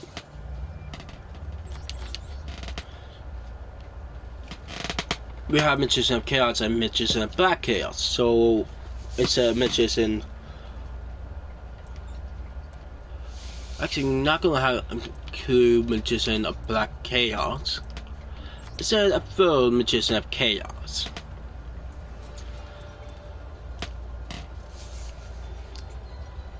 And besides that, oh, you guys probably don't want to know what else is going to be in here besides the Red Eyes. We're also going to have a Blue Eyes.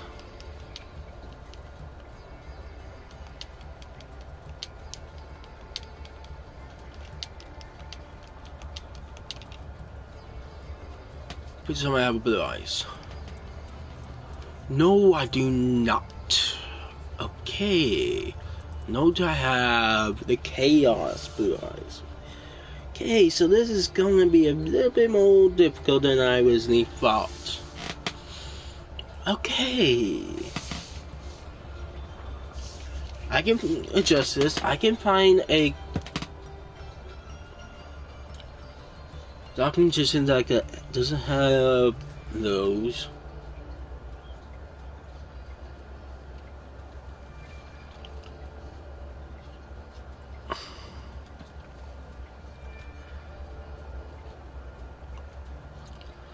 And I did.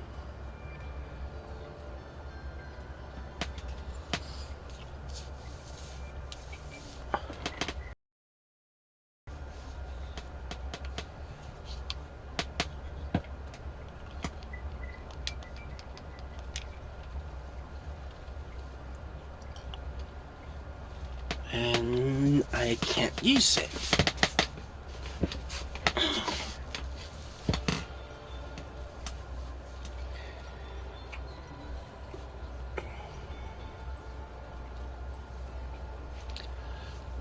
It's okay, just a slight setback.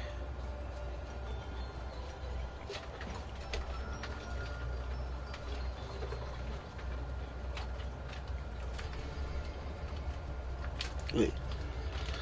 Here's one, but it has a problem. 2 blue eyes.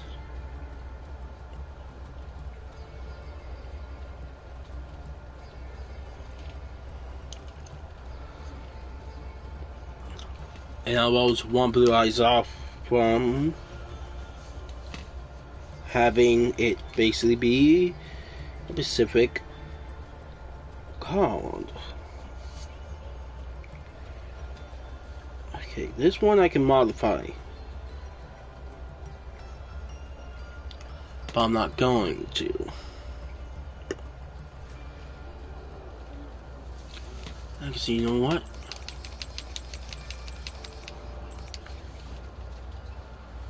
How about a different deck? Besides Ritual, besides Dark Magician. Because most of these I found have cards I don't have yet, or cards that basically aren't in the game yet.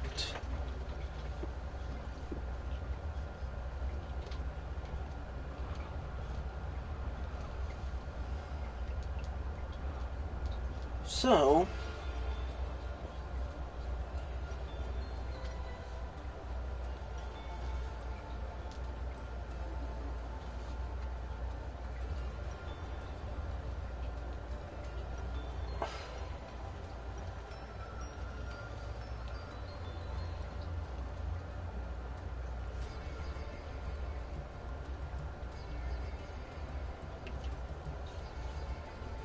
let's see if I got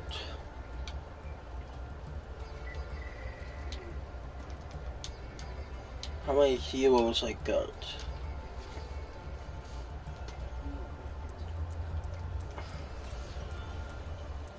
Okay. Okay. Yeah, no. I got an idea though.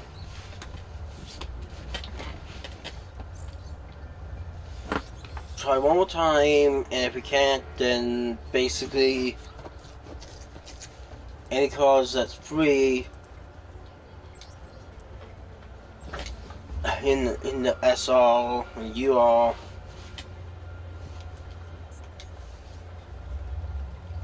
that I basically have and can just swap, or like any ones that basically foil, just basically do is just construct them and just craft the rest of the deck.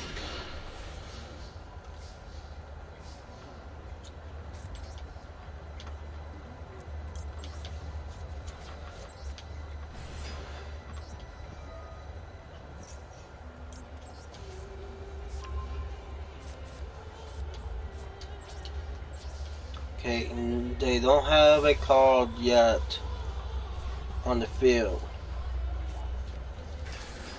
Now they do. What else I can do is basically create a separate, like a copy of the deck.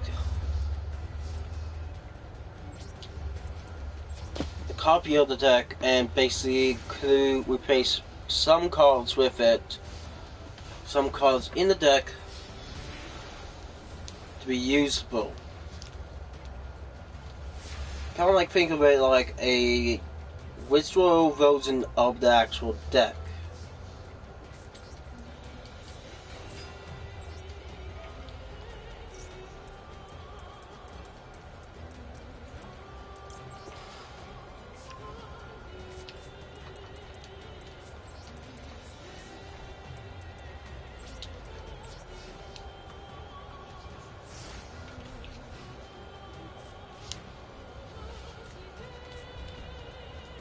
Which would be kind of clever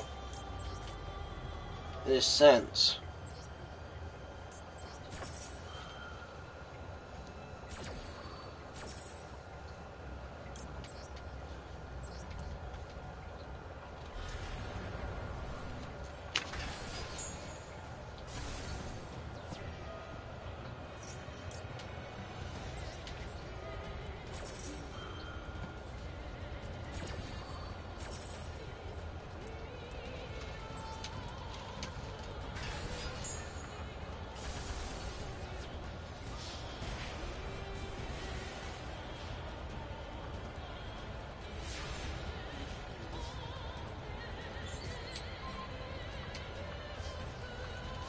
All simply do is the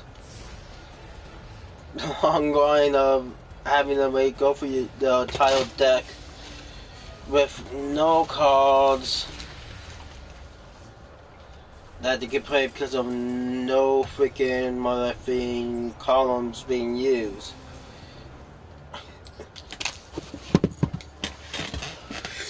Okay, I'm gonna try different tactic. For that,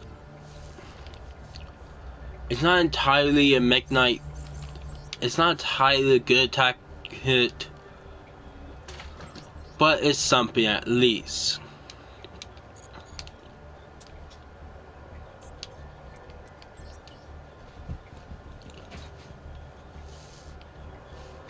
And it's just be until I can get the two of the main deck.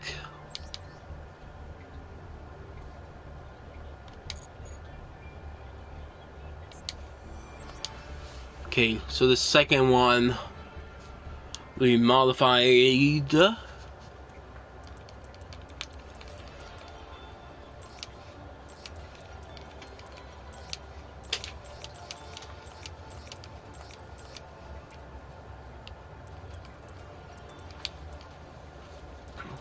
It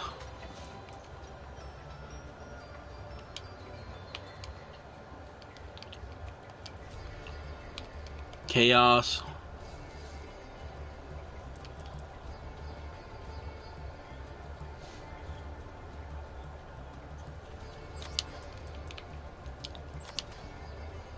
Boom.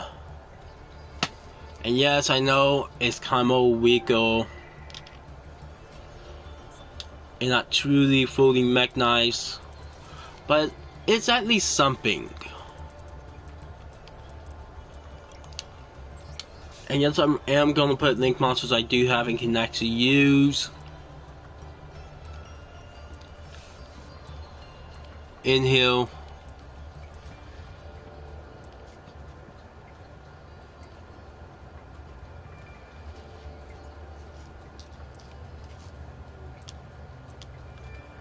To kind of like give us more of a chance.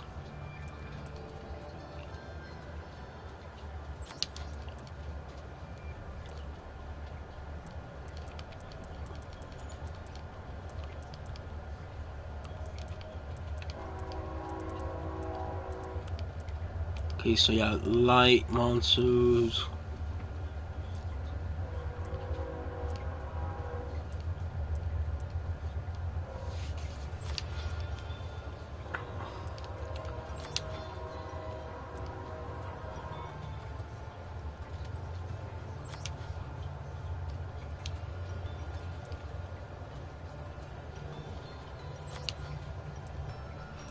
Let's see here.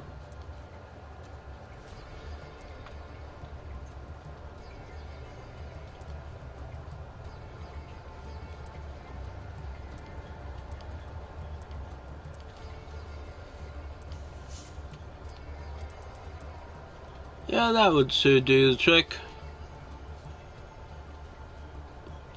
Okay, so why not save?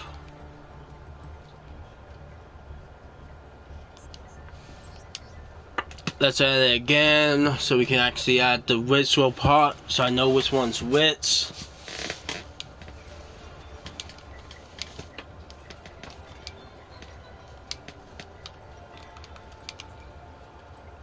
And you guys will basically see how a person who figured out, actually 9 will do, freaking mechanized plates.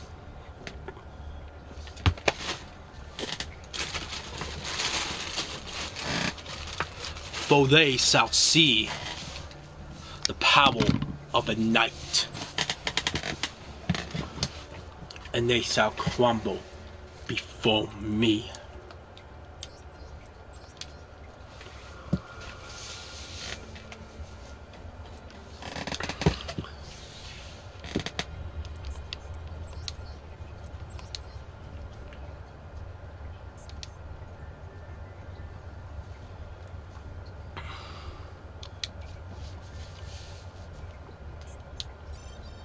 Yes, I changed base, and yes, basically this will allow me to see how mechanics work with ritual monsters.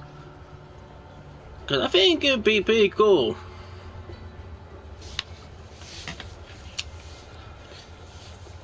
And depending on what cards you have in our hand, we'd be able to hit strong. Okay, 2 of the cards I actually do need. Actually, 1 of the cards I actually need. And 1 of the stronger cards.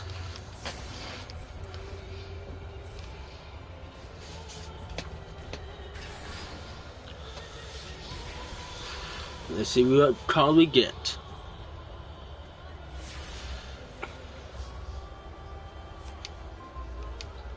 A meal, our meal, folks.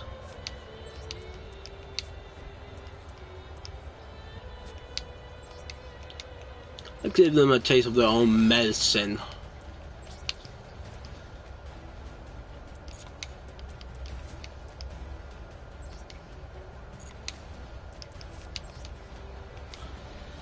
And yes, I'm basically doing with is putting these here,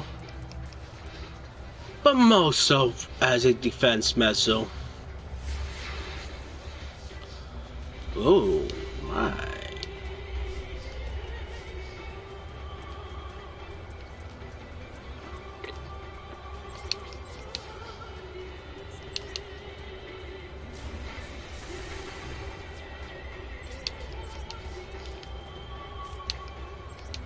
Now we special summon this in defense position,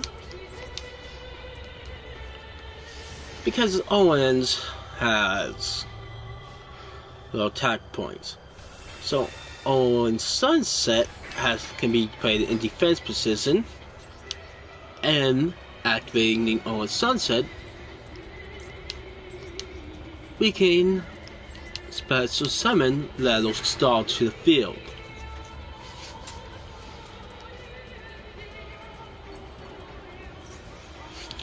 And now we can use Milfos to our advantage.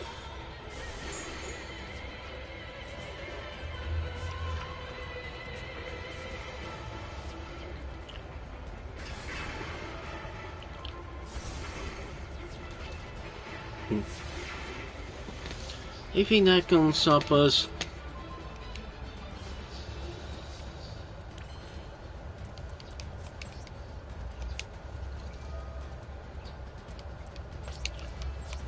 I think not.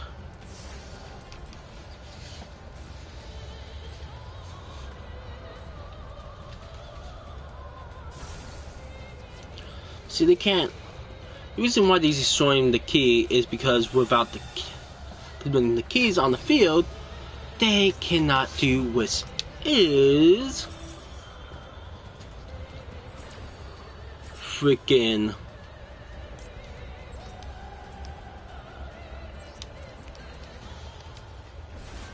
now let's put that right there, and it's secured.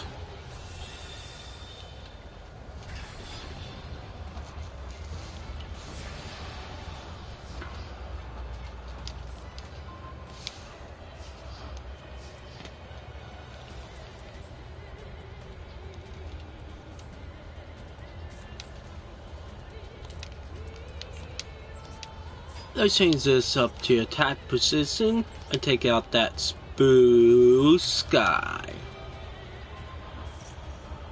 Ah, clever.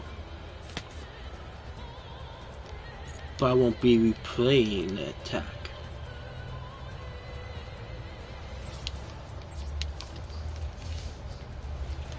See, the thing is, we don't got much that we can use.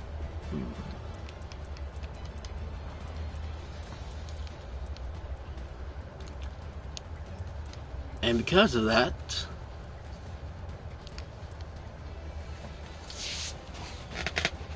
they know, see, the AI knows, since they facing it's technically speaking a version of itself, it cannot play any columns, so it has to rely on monsters it have out already, or else it won't be able to actually be able to move forward any bit. Now, if I had Spectrum Supreme, I would have been wiping the floor with this false Mekk-Knight's deck. If I had Purple Nightfall, Spectrum Supreme, they would always be gone and down for the count. Basically, if I had all my Mekk-Knight cards for the deck, I would have used it already and would have had them down for the count. And they're going for a Spectrum Supreme. Oh, and it's in a column that has a monster in it, meaning they cannot direct attack. What I'm doing is playing it defensively. They can try to get through, but as long as there's a column, they be unable to. So, Mekk-Knight Spectrum Supreme is a tough opponent and a tough card to get past. But with the right cards, you can actually get past it pretty easily. That's the thing about Mekk-Knights. If you don't know how to use them properly, you can get yourself screwed over.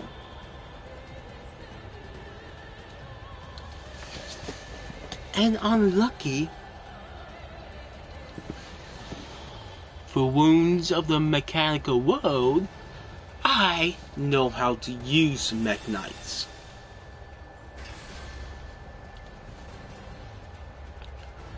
Unlike them. See, they have only 2 cards they can attack that will actually deal damage to me, but no cards that can attack. Only 2 cards that won't deal damage to me, and are useless to attack. Those being Owen's Sunrise. Let's just say, oh, Sunset. And so we could go for Link 3, 9mm Unicorn, or 9mm Griffin, or Nixer, or Nin, Super World Chalice. But hey, those cards aren't. But hey, this extra deck is basically has cards that aren't strong enough to take out Magnetic Spectrum Supreme.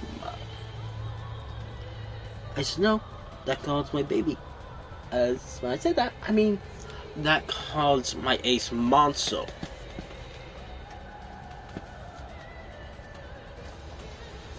And because of that, and the amount of time I actually have used Mech Knights in the past, I actually know how to counter them, as well as how to use them properly. I'll call that as no attack points. I mean, you can attack with it, but you still put it in a defense position, because that will have saved you a lot.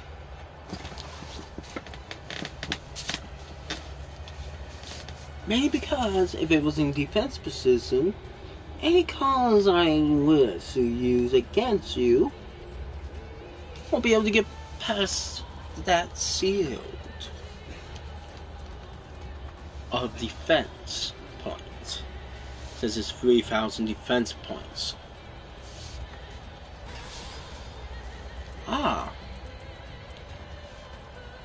Integral Eclipse. Good call. But again, only 2 cards will deal. But you can only take out 2 cards that can actually deal damage. So, best option is either deal damage or end your turn. I mean, so you can use the card to basically move the card, but clever. But not clever enough. You still have the issue of cards in the way.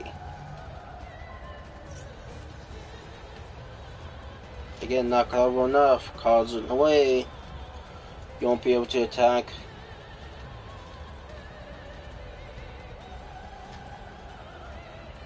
Me directly and win it. See, folks, if I was this AI, what I would have done was not put Little Star right there. And I would have not put Spectrum Supreme right here. I would have put Spectrum Supreme right here, so you can get a direct attack for free without destroying my opponent's monster. This would mean they would have gotten more damage.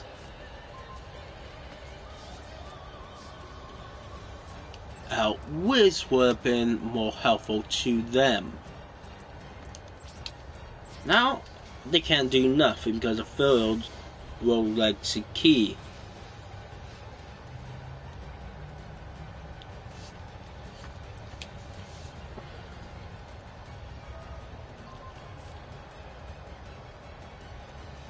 Except for using the go-to move.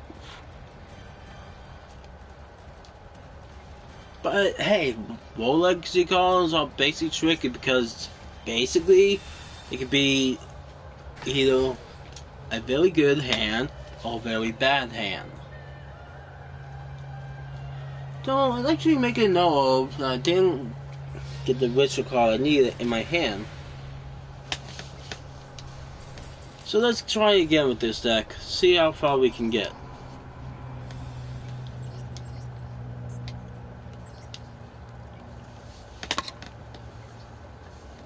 Because if we can get all 3 cards that we need in our hand,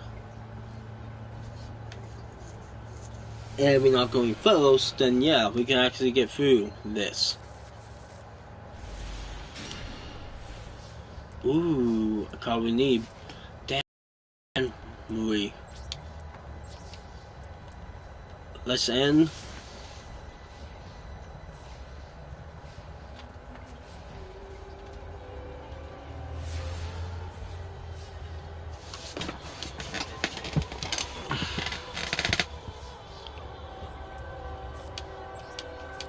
Set.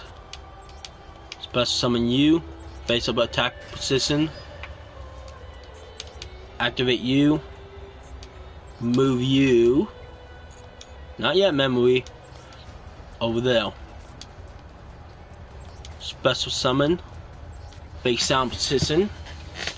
Now activate memory. to get Mech Knight Avian out and World Challenge out.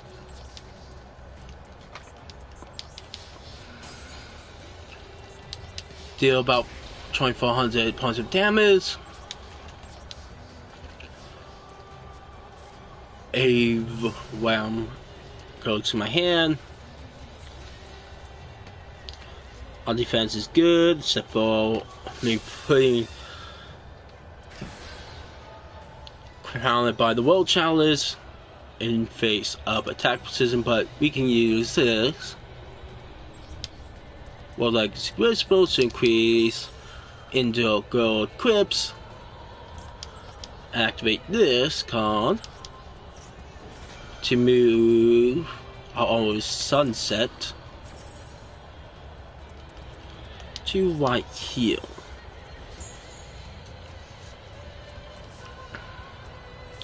Now, for those who don't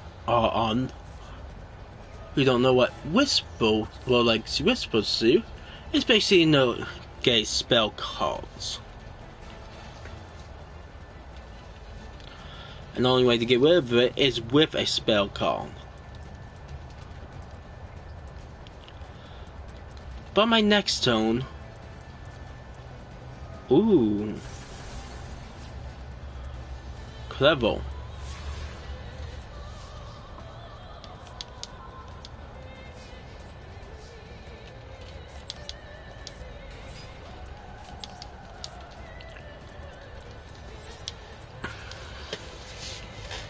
But I'll give you points for using that card, but you should have waited.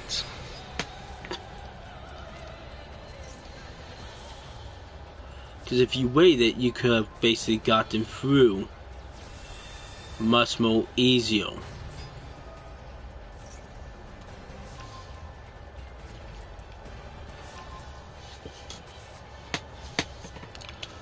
I see why my sis had trouble with this. Except for she didn't have to face my Mech Knight's deck.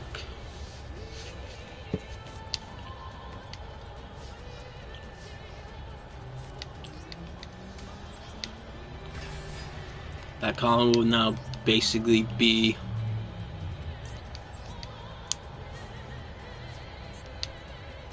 unable. Let's end.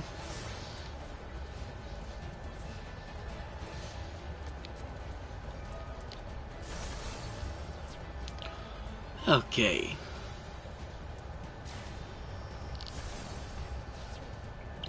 Let's see, what's my next call?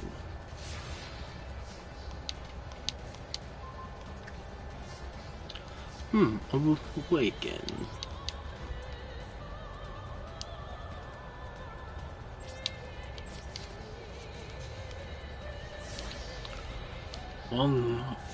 The best option would be Nightmare Griffin.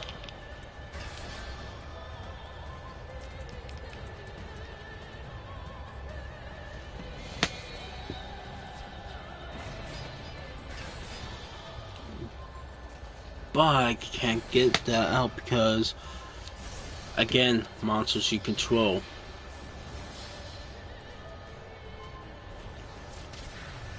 Okay.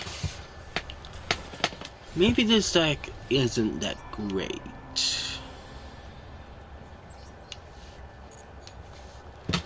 But we can still prevail.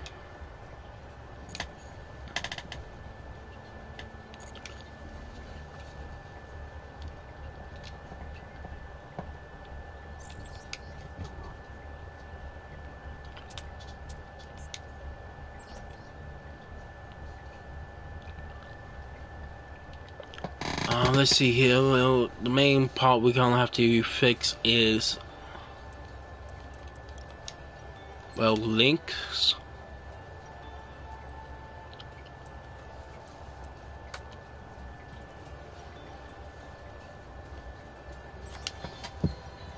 Let's add this.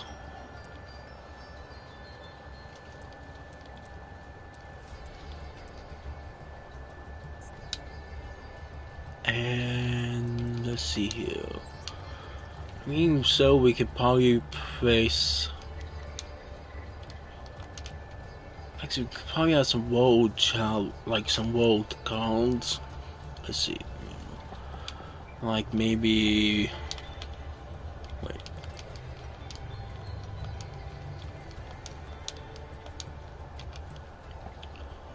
No way we have some crusade here.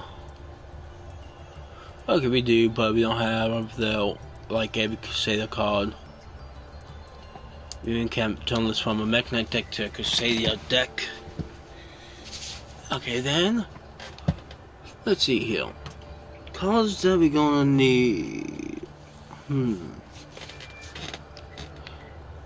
Well.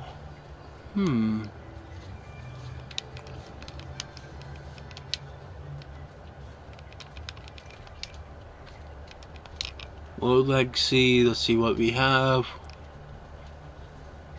World Lands, okay. Monsters your opponent control cannot attack. Doing damage calculation for link monster battles. Okay. Monsters best summon for next deck. Best summon World Legacy. Okay, but that's guessing free tribute summoning.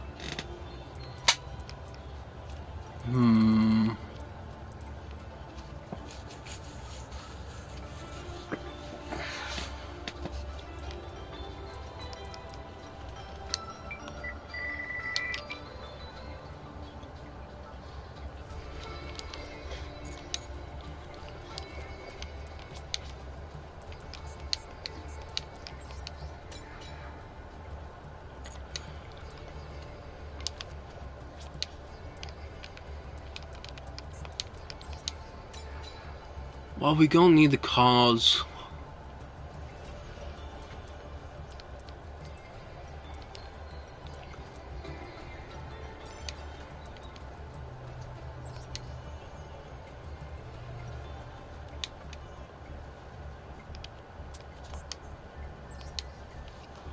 So I guess let's do this.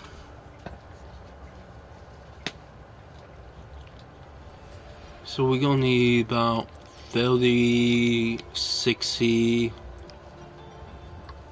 90, 120, 150, 180,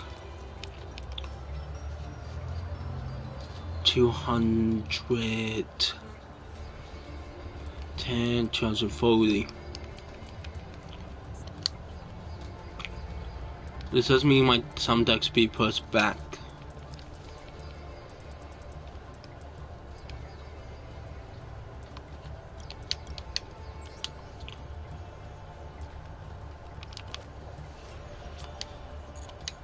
Okay, I don't need that.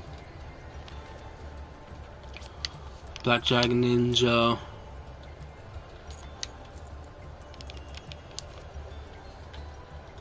Duel Painter.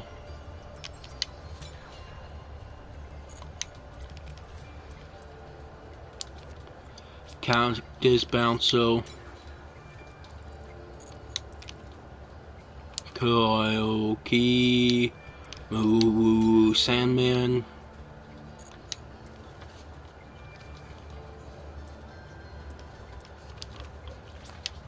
You. Trap Tricks. Okay, 100. Danger.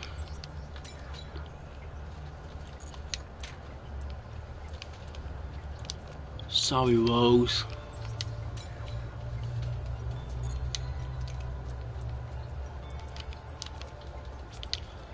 Definitely you, Memphis.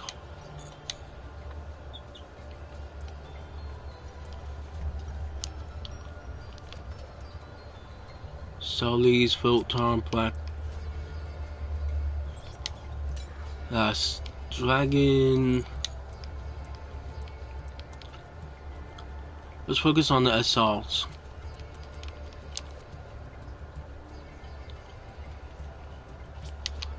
Noble Knight.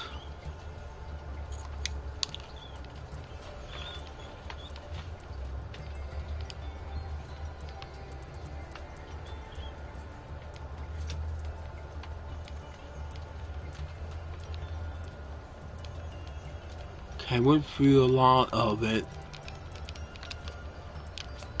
Generate 2.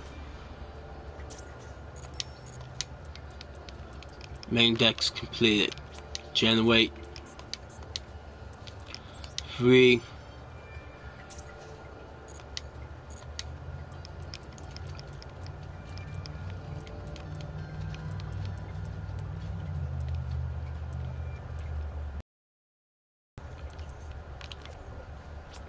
Dismantle.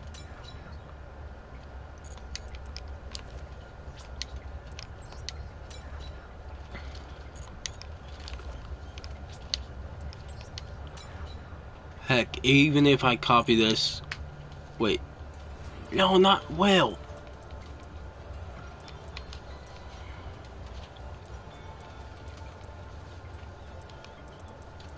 Again, even if I copy this...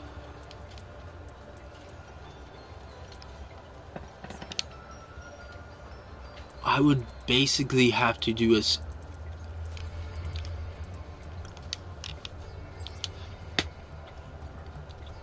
Okay, how about we include basic foil too.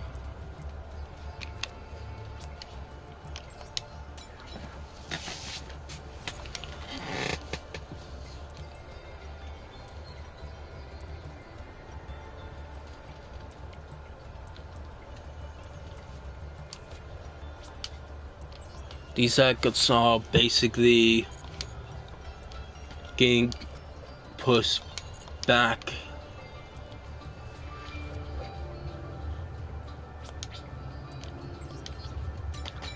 for the creation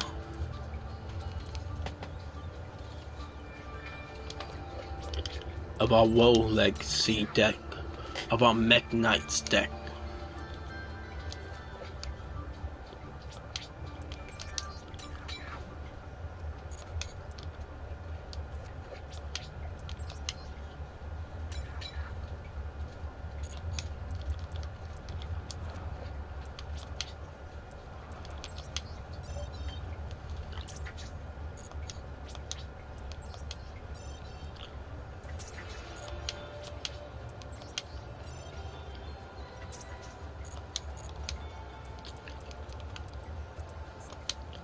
And what we basically be doing is showing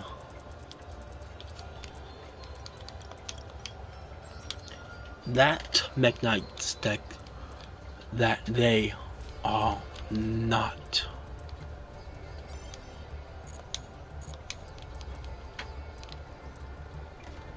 the ones.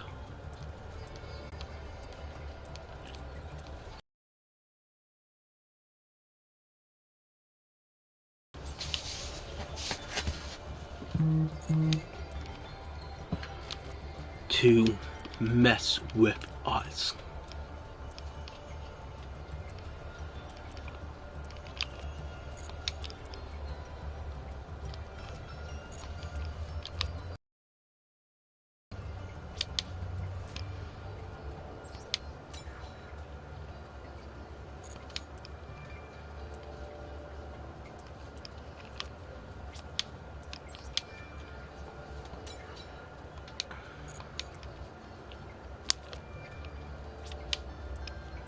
All we need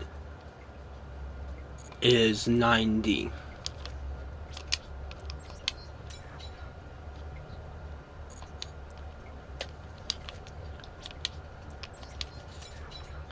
And then this deck would be finally completed.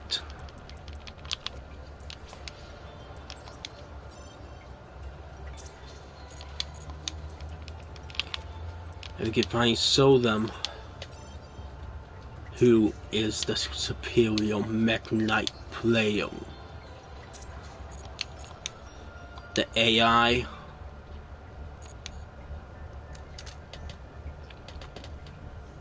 oh,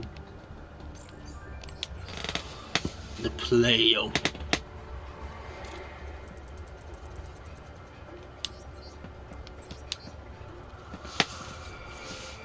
Because folks, That AI isn't the superior player. That AI isn't the superior McKnight user. And I will prove it.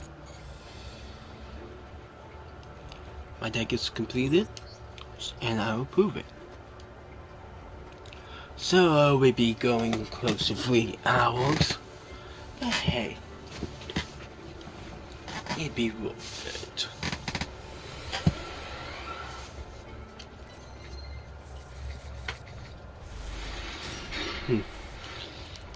A hand I can use.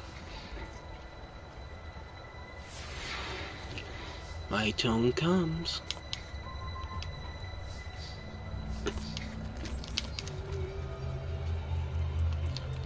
Now let's use you.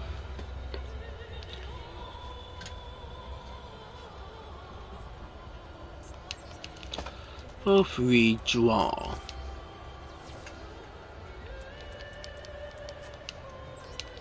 Activate you. And you. Special summon you. And end my turn.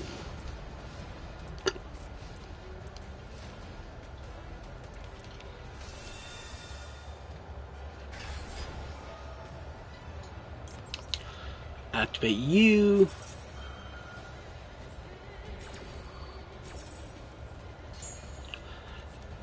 And now your monster's effect will not go off.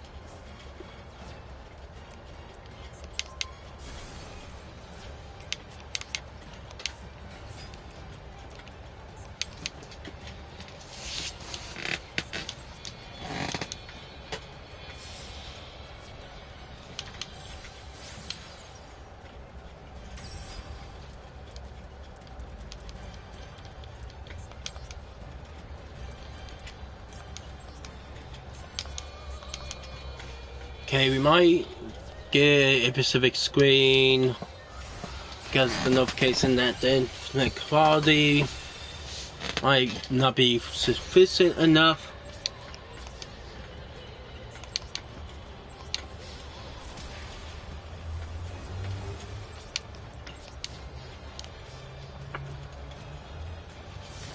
I'm gonna check up on the stream on my phone.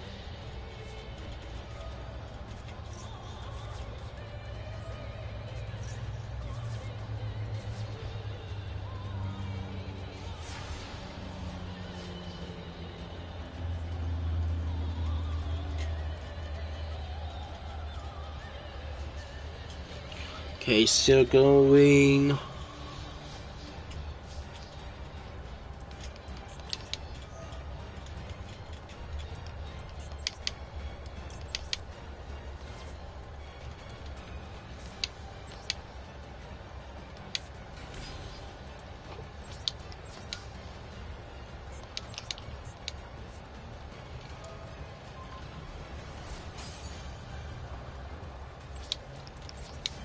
Oh, clever move. But guess what? That won't save you.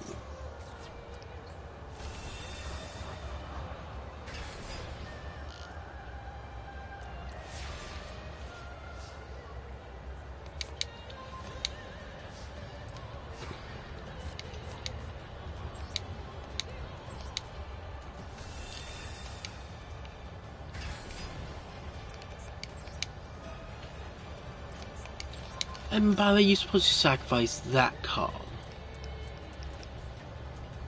so you can add to your hand a different card. For example, Indigo Eclipse. That way you can activate Indigo Eclipse to move your Spectrum to a column that doesn't have a card in it. So you can directly attack your opponent. And that's how you play Mech Knights.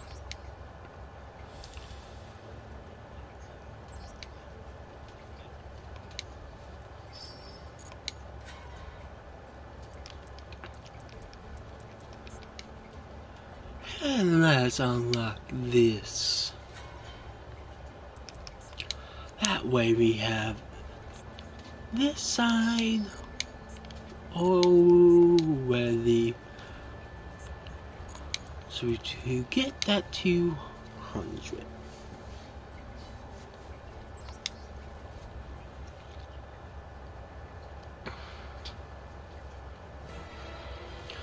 A woman and friends battle with the Mech Knight Spectrum Supreme, the culmination of the Mech Knight's power with all their might.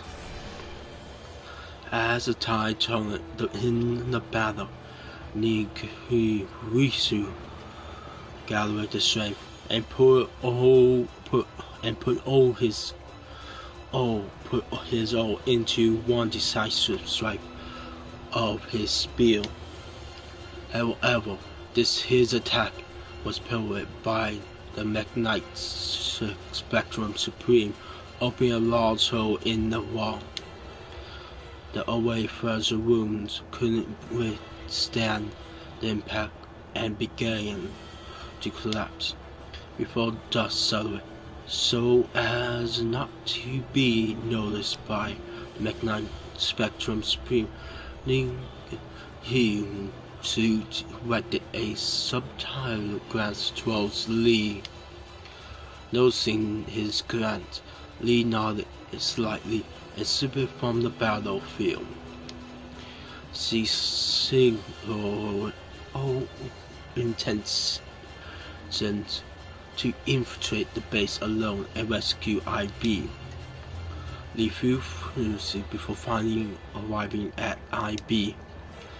IB breathed in a sigh of relief and slowly still unharmed, but her relief was short-lived as she learned that the others were battling the Mech Knights.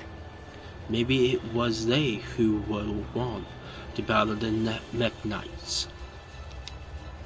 To know the truth, she had to stop the battle immediately. As I.B. uttered those words, Lee, who stood in front of her, now slowly turning around upon the first meeting, Lee had greeted I.B. with the warm smile of a fairy. But her smile had transformed it now, blackened and hideous. Their terrified I.B. sought to scream, but her conscience was consumed by deep darkness before she could utter a noise.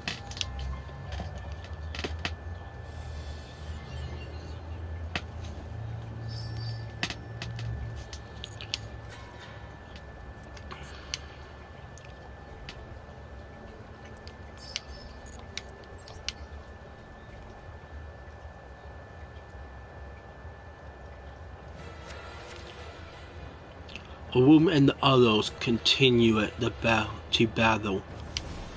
All of a sudden, an explosion occurs inside the factory. Immediately, Rome felt as if the world child awakened again, though the fury was now greatly intensified. Everyone on the battlefield stopped fighting, transfixed at that moment. Just then, a figure appeared. She was standing on the mountain of the debris before them. It was the voice of I.B. unmistakable from head to toe. But her face betrayed something sinister. Her eyes glowed mysterious, and evil horror emitted from her body. Those signs suggested that the figure before them was not the I.B. they knew. Her laughter was not anything like that of I.B. She now spoke to the confused group. "I am Lee. This body is now mine." Sweet I.B. was no longer here. The female and resonate of her voice was now poisoned with booming dissonance. A woman and the other glared at her with confusion and anger. Meeting their gaze, nightmare corruption, I.B. Lee emitted a force field. The force field now forcibly absorbed the power of the world chalice within a room and the others, and now it threatened to take their lives. However, it would be the Mech Knights Supreme whom they'd been fighting to death just moments before who would rescue them. Throwing itself at them, the power of Lee was so great it caused the form of the Mech Knight spectral theme to become unjointed. Separated into 7, the Mech Knights were severely damaged. Then I.B. with a familiar hand, proceeded to extract the souls from each of the Mech Knights one by one. It was now clear there was great danger in I.B. possessing both the power of I.B. as well as that of the ritual wand. Seeking to prevent this, the Mech Knight's blue sky sought to transform control of the wand to someone other than I.B. Showing considerable growth in battle, a woman was the chosen as the wand's successor. I.B.'s power created a shockwave that launched a worm to the edge of the cliff. The Mech Knight Blue Sky stretched out his arm to help him. Wordlessly their gaze met. A worm sensed in his heart that the knights was trying to convey something when a dazzling light shone suddenly. The next moment, a woman adorned in new armor, not of the world chalice, and holding a sword in each hand, stood at the edge of the cliff.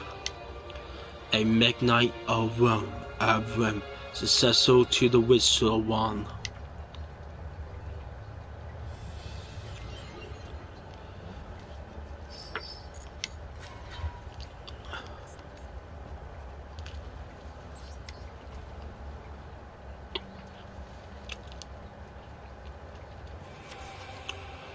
Once owned by IB, the Witcher one was passed down through generations in the villages of the forest of stars.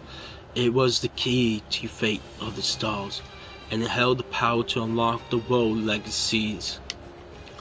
In a split second decision, a woman had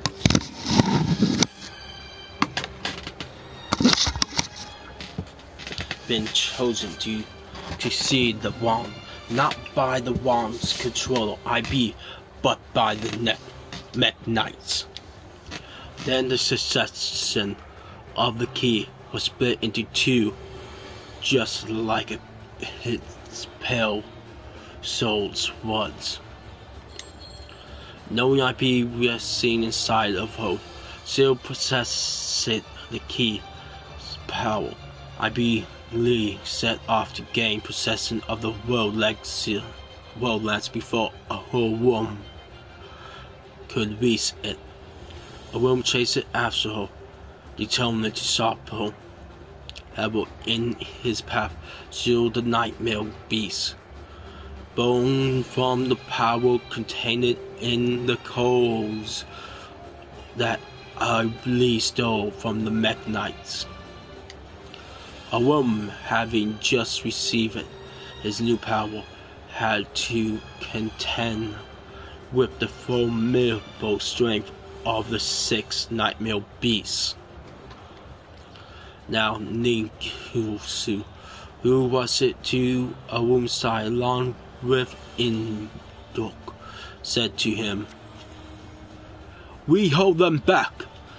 You go ahead." His voice was quiet, but reassuring. Having lost the power of the world chalice, Yugioh knew he would be powerless to stop Iblis, even if he could catch him. Without waiting for a woman's reply, Yugioh leaped out, facing the beast, spear in hand. Through nearly powerless, Yugioh still deftly handled his spear as it possessed it. As the nightmare mermaid was crushed, the beasts all turned their heads towards the spear wielder. In unison, he must have wanted to pursue his little sister more than anybody else. A woman took off to pursue Iblis and the worldlands with the determination of Yugioh as the wind in his sails. Left alone, Yugioh continued to fight by himself. He roars echoing throughout the battlefield.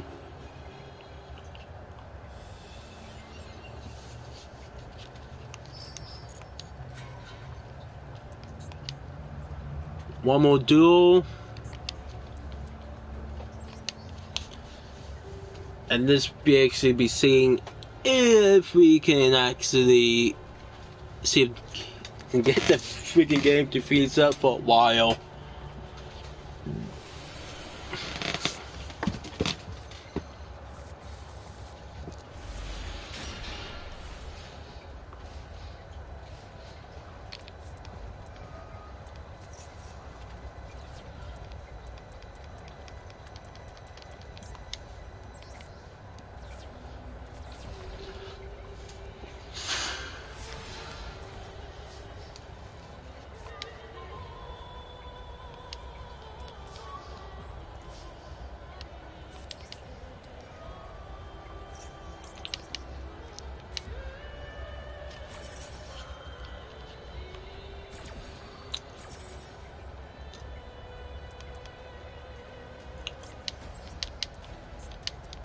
See, here's the thing. Two Meknights. When two Meknights become one, they become Moaning Star. And with Moaning Star, I am able to discard one card and add to my hand a card of my choice.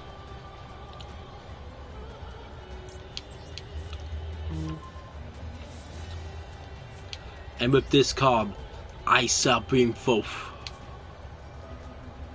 Legacy Key and special summon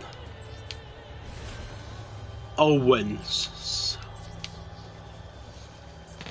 Sunset.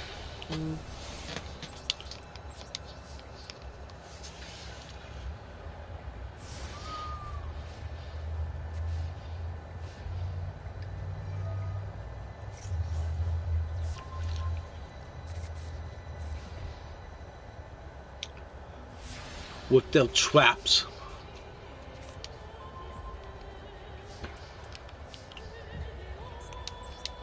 Now unable to be used. I'll use this effect to get another Meknight to the field.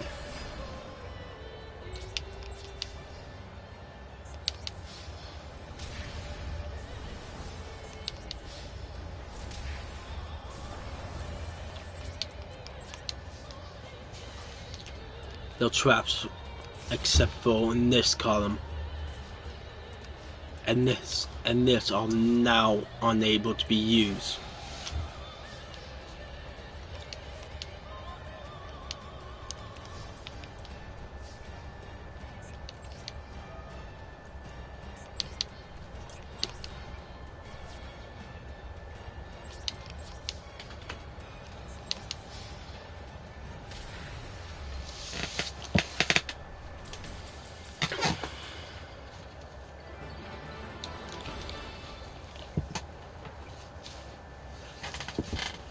Trust me guys when I say this,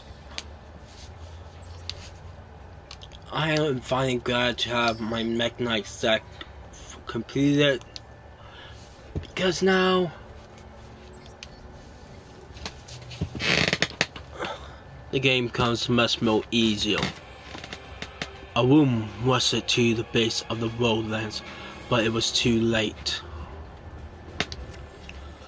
By the time he arrived, Abli had already finished activating the Worldlands. With the newfound power of the Worldlands, Abli launched an aggressive assault on Owen with self-destructive force that each blue shock took the oath. Owen faced the attacks alone. In the face of those attacks, Owen now lays wounded on the ground. I believe moved to pick up Owen's discarded sword, now swinging it over and over as if to check its weight. Then I believe move it in closer to inflict the final blow on Owen. Owen couldn't move his upper body, let alone stand up. Just as Abli raised the sword to strike, a small shadow emerged from Owen's cloak. The young dragon Emdo summoned his otherworldly power between the young boy and girl, determined to help his companions in their time of crisis with whatever he could muster. The power suppressed the evil that dwelt in Ibi, if only for a moment. By suppressing Lee's evil spirit, the spirit of Ibi that had resided deep in the depths had now awakened it. A woman laid on the ground, powerless. Imduk was exhausted of his power and unable to move. And I was now holding a sword in her hand. Realizing her situation, she made her decision. Only she could put an end to Lee's evil desires. Her hand that held the sword now tensed with strength. Lee realized Ivy's intention and tried to resist, but Ivy's awakened spirit overcame her. She sees a flashback of her childhood friend, desperately calling in her direction. The young girl drew short, rapid breaths, points the prey towards herself, and when Yugioh arrived at the scene, he saw his childhood friend holding the limp body of his sister in his arms, repeatedly calling her name. At the cruel end of this surreal scene, the older brother could do nothing but stand there, stunned and speechless.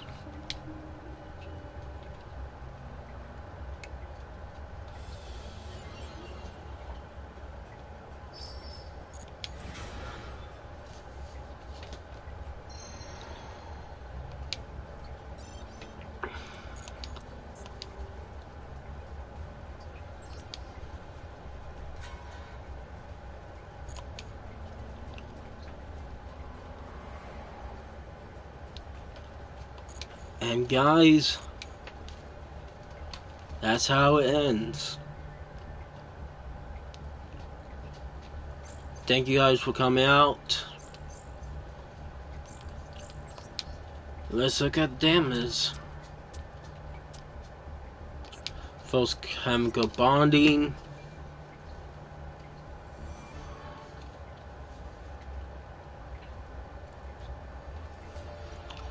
Okay, only some URLs need to be fixed. A treatment just now reveals his sequence. Okay, no damage to that deck.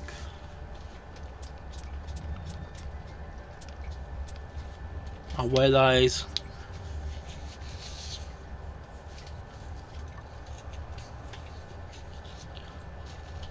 Okay, let's see. Maybe some damage.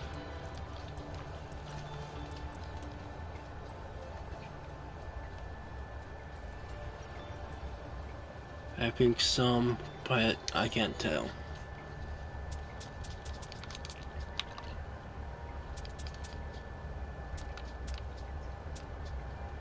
Let's see here. Armored dragons.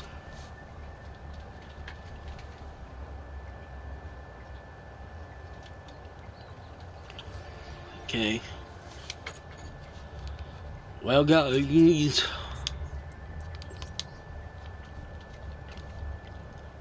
I've been Makusu.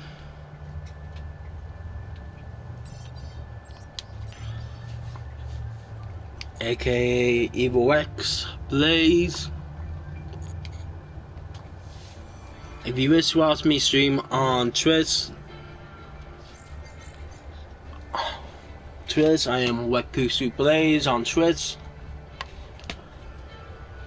When I'm not feeling up to it, I stream on Mondays, Wednesdays, and Fridays on Twitch. I know we don't have. Well, we got one free pool. But wow. Didn't expect Yugioh to go to. I didn't expect Yugioh to go dark. Honest, I legit did not expect that.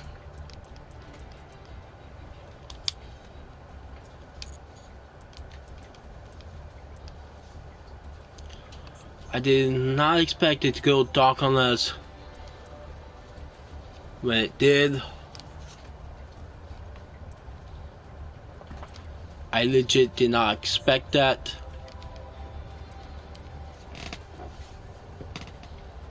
Just know, guys, if you ever think like that, just know those people out there that's caring, that still loves you and cares about you and wish to help you get through that situation. Like, okay, if someone had actually told me prior to this, like prior to me installing Yugioh Master Duel, I would probably have just played the game for fun. Well, instead of going through the story like I did. But I also probably would have, well, not streamed the game. Anyways, guys, see you guys next time. Bye.